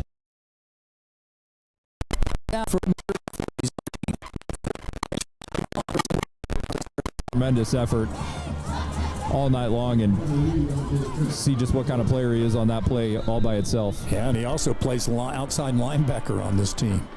Extra point is good as we get the signal back. Man, the internet here tonight is already taken off for the Thanksgiving holiday. 60-28 is our score. Don, you're able to recognize some achievements by the Palm squad. Just want to reiterate not only what they did in the game day competition, but they were also awarded the academic state championship. So kudos for those ladies. And then also as well, in the game day state championship last Friday, our cheer team competed as well, and they had a nice showing. They got a runner-up place there. And I know there are some people in Trojan land that are like, you don't win it all. We don't mention it. But those young ladies are great competitors and great athletes. And Rob can tell us more about as being an expert. But those cheer competitions and palm competitions are just, you got to nail everything right. You got one time to do it, and that's a lot of pressure. So shout out to both of those squads. You would think I would learn a thing or two after a decade of watching cheerleading competitions, and I was there with my kids last weekend watching those teams perform, and they turned to me and they're like, "Dad, was that good?" I'm like, I don't think so. Are we gonna win? I don't know, guys. Are you a figure skating judge also? You do know Carrie's watching tonight, right? I doubt she's turned it off yet. Here's Cade Klein up to the 27-yard line. By the way, the Jenks Palm seniors, as you mentioned, were academic champs. The seniors are Kaylee Gray, Brecken Kalmus, Tess Allman, Sydney Cutter, McKenna Grayson, Danielle Mason, Sophie White, Evie Bradley, Tinley Wellstein, and Meadow Novotny. Congratulations to them. And the cheer seniors, Madeline McReynolds, Tori Javrzak, Callie Murray, Bailey Peck, Avery Moran, I believe it is, Charlie Baranski, and Addie Reed. I do know this. I do know how much Palm and cheer add to the game day atmosphere. I do know how hard those girls work on both those squads. I do know that those programs are in maybe a better place than they've ever been, and they're collaborating together, working together, and actually will compete together at UCA Nationals in Orlando coming up here in a few months. Nice. Isaiah Q. Butcher into the game, and he is knocked back for a 2-yard loss. Jazine Henderson is also in, I believe, at running back. Number 2 is in at wide receiver. That's Grant Cutter, not K.D. Jones. And number 10 in at the other receiver. That's Cooper Peters, a senior. Great to have a conversation with Cooper Peters that we got to show at halftime there. Yes. Been a lot of Robbie. There's been 3 or 4, I think, that have come through program. Here's Jacine Henderson. They're excited about his ability. He's been really good on special teams as a backup running back. 5'10", 135-pound sophomore. So we'll see what happens here. It's a big third down situation. Q can throw the ball. We've seen him throw the ball well. Got Flowers in there, the H-back tight end type of position. We know he's a lacrosse athlete and has demonstrated his ability to catch the ball and do some things with it. So it'll be interesting to see what they do in this situation here. Butcher's 12 of 14 on the year with 3 touchdown passes.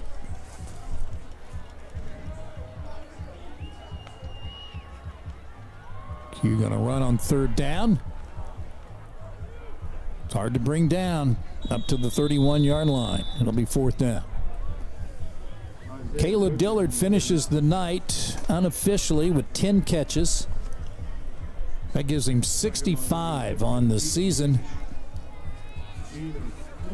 And the most catches in a season, DJ Wagner with 82.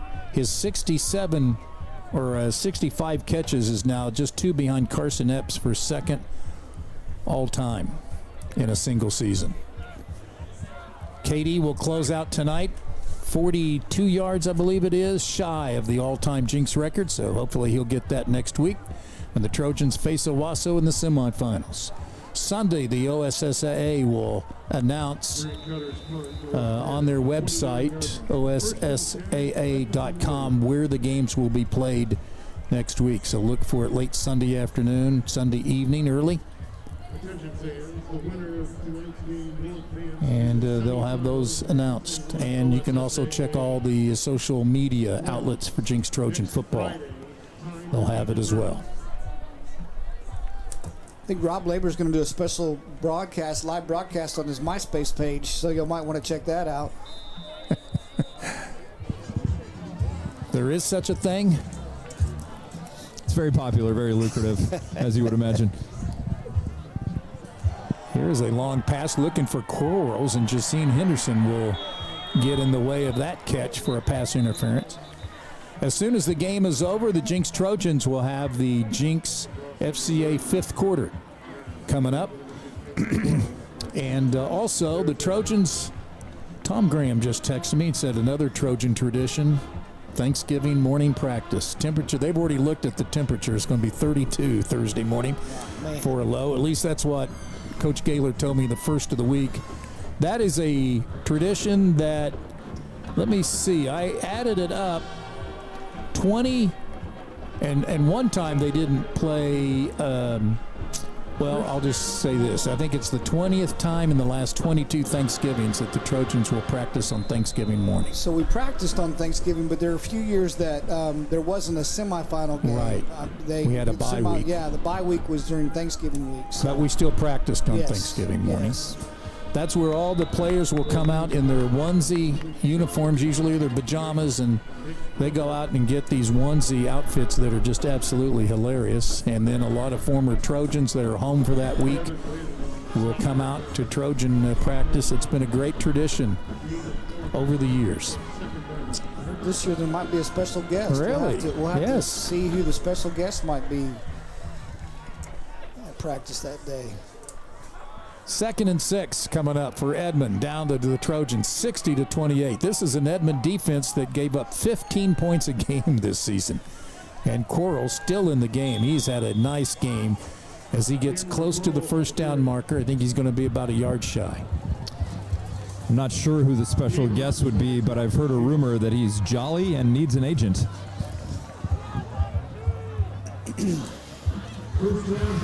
I'm not saying anything. Never know. Again, thanks to the Trojan TV viewers tonight. Scott Van Dyke checking in from Dallas, Troy Tabor checking in, Scott West, and many of the other 1,000 or so that checked in tonight. Over 76,000 views this year watching Trojan TV on YouTube, and we couldn't say thank you enough. Been a great year, and thanks to the sponsors. Yeah, it's been remarkable to see the progression of this Trojan TV program.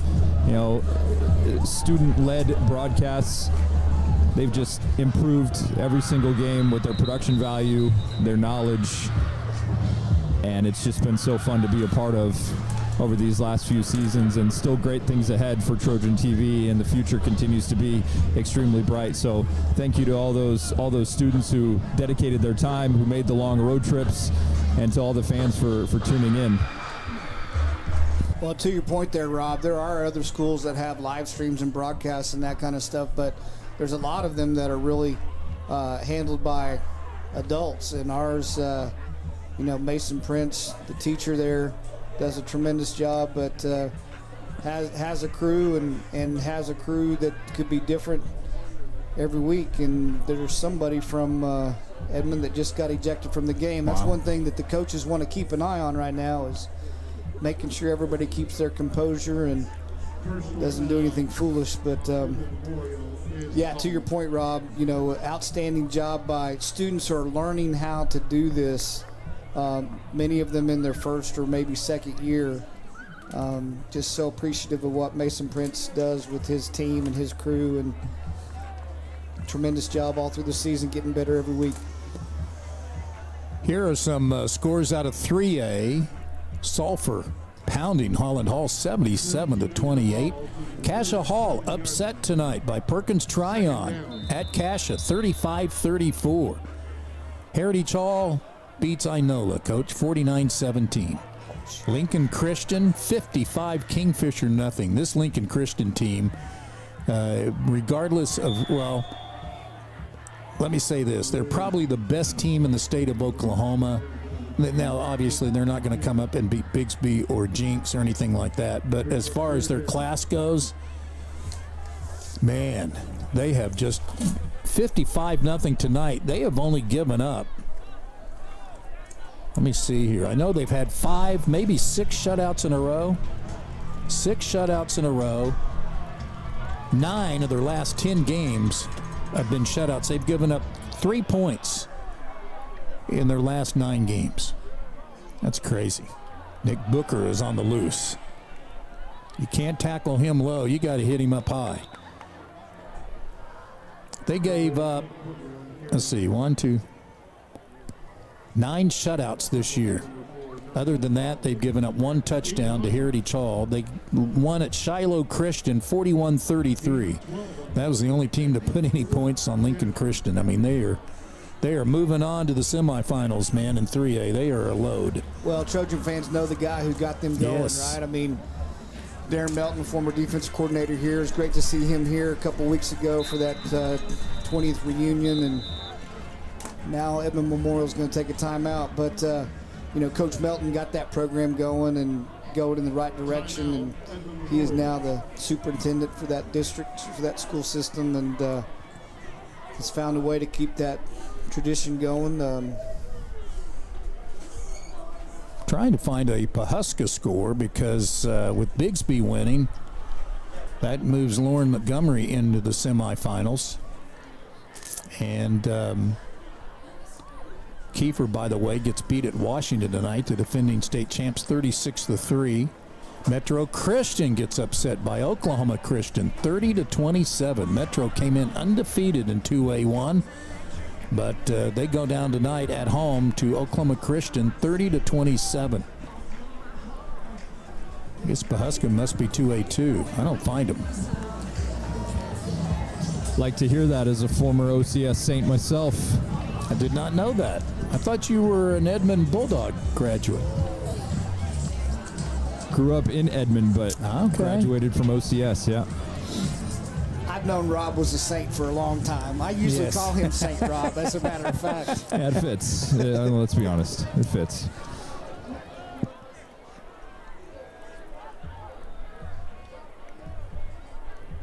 Well, the Trojans led throughout 21-0, then 28-14, 34-14 at half, and then poured it on in the third quarter, and now lead at 60-28.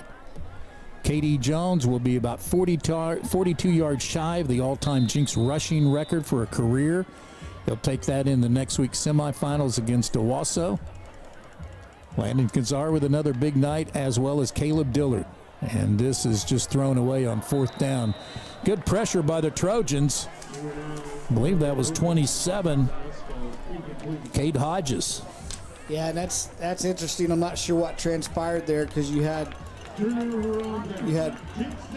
Bolu in the game, and then the official went over and talked to him, and he trotted off the field, and they brought in the sophomore Wilkerson, and you had 3 receivers to the left, and Wilkerson got the pressure, like you said, from Cade and just threw it out of bounds to the right. No grounding call there, Rob, but his 4th down wouldn't make a difference anyway. Yeah, we can talk a little bit about it over these next few minutes, guys, but just looking ahead already to next week's matchup against Owasso, and just, how much both of these teams have changed over the course of the last couple of months since that meeting in week 2 that the Trojans got that comeback victory. And, of course, a lot of players on both sides going to be thinking about what transpired last year in the semifinals in that epic triple overtime game that the Rams ended up squeaking out. So going to be a lot of emotions, and it's going to be a lot of fun wherever and whenever that game takes place. We're going to be looking forward to that one for the next 7 days. Indeed. Butcher has a real nice run there on 1st down. You say that, Rob, but what's interesting is, there's some key guys from that Owasso squad that are no longer there, right? And you got a new coaching staff as well, but you had a running back that headed to Bixby. You had a safety that headed to Broken Arrow. So kind of some new faces and new places there. Well, Drew Frankenfield is back at quarterback. Jaden Hall's back at running back. T. Bethel's back at receiver. Noah Hall is back at receiver. They still got a lot of weapons and have been playing much better after the Trojans beat them 31-21 in game number 2 of the season. And you kind of felt like that score wasn't indicative of how the Trojans had control, and yet the Trojans gave up some big chunk plays there, and that is something that Coach Gaylor will make sure his squad is reminded of throughout this week, that all those weapons you just mentioned are back and can cause problems. High snap to Q Butcher. Q gets inside the 30-yard line, close to the first down marker. Maybe a yard shy to bring up third down and short. Pawhuska did win tonight at Wynnewood, 28-26. Rejoice Christian at home knocked off Hooker. That was a big one, 49-8. Tonkawa beats Minko, 43-22. And Bacola wins out west at Fairview, 18-13. So Pawhuska will move to the semifinals. Matt Hennessy trying to join a long list of former Jenks assistants under Allan Trimble. Coach Trimble, of course, with 13 state championships as a head coach, the most in Oklahoma history. But his assistant coaches have gone on to become head coaches and garnered 19 state championships. Trojans still playing to the final whistles. Jake Flowers deflowered his defender. Kyrie Scott with a nice hard run there, picking up the first down. So the Jenks Trojans will go to 121 wins and 10 losses against Oklahoma City area schools. And in the postseason, now 47-5 against Oklahoma City area schools, and will pick up their 26th consecutive win here at home during the playoffs. Their last loss was an opening round game to Sapulpa in 2005. I was just waiting for you to bring up that quarterfinal loss at Westmore again. Well, that was the last playoff loss against an Oklahoma City team. Yeah. I wasn't going to say anything. You brought it up. I know. I'm glad we worked that in. Not like I woke up with cold sweats in the middle of the night or anything anyway.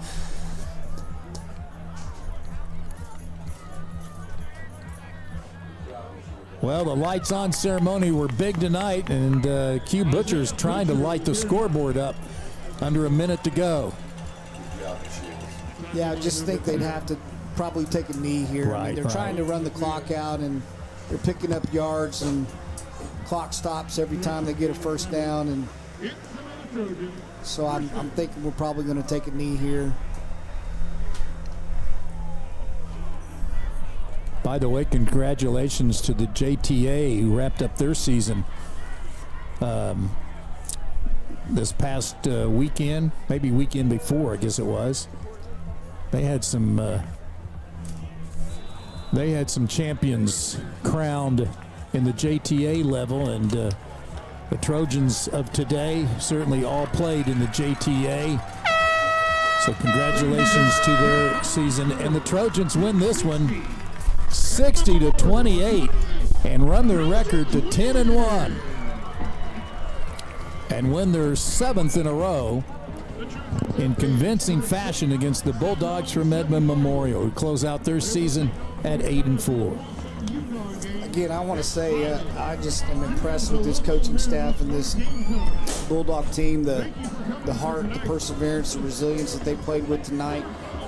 Trojans really put it on, and like you said, there's a tendency to start to lose your composure or play in a different manner than sportsmanship, and these guys showed class tonight, and they have a lot to be proud of. This senior class has really come a long way since their sophomore year, so kudos to them, but Trojans coming in tonight taking care of business. They sure did.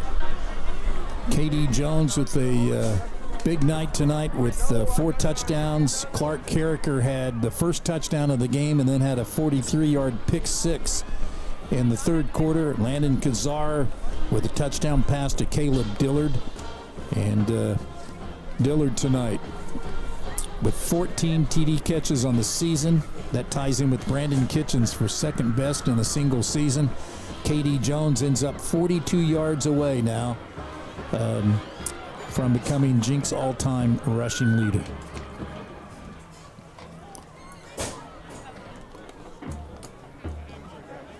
Well, the Trojans really getting it done a lot of different ways tonight. I mean, Jalen Cato with the kickoff return, you know. Again, big catches by Dillard and by Daniel. I'm sorry, go ahead, Rob.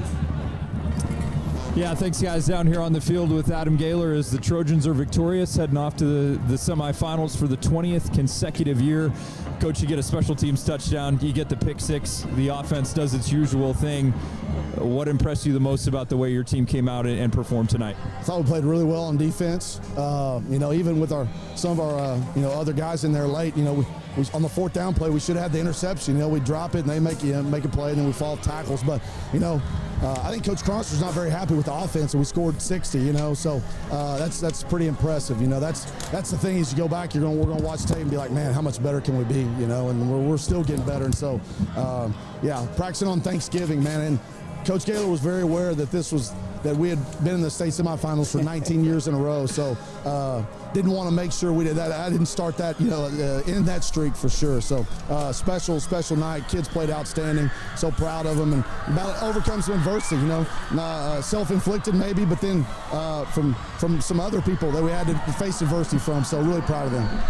You've been here long enough to know the importance of just playing your best football at the right time of year.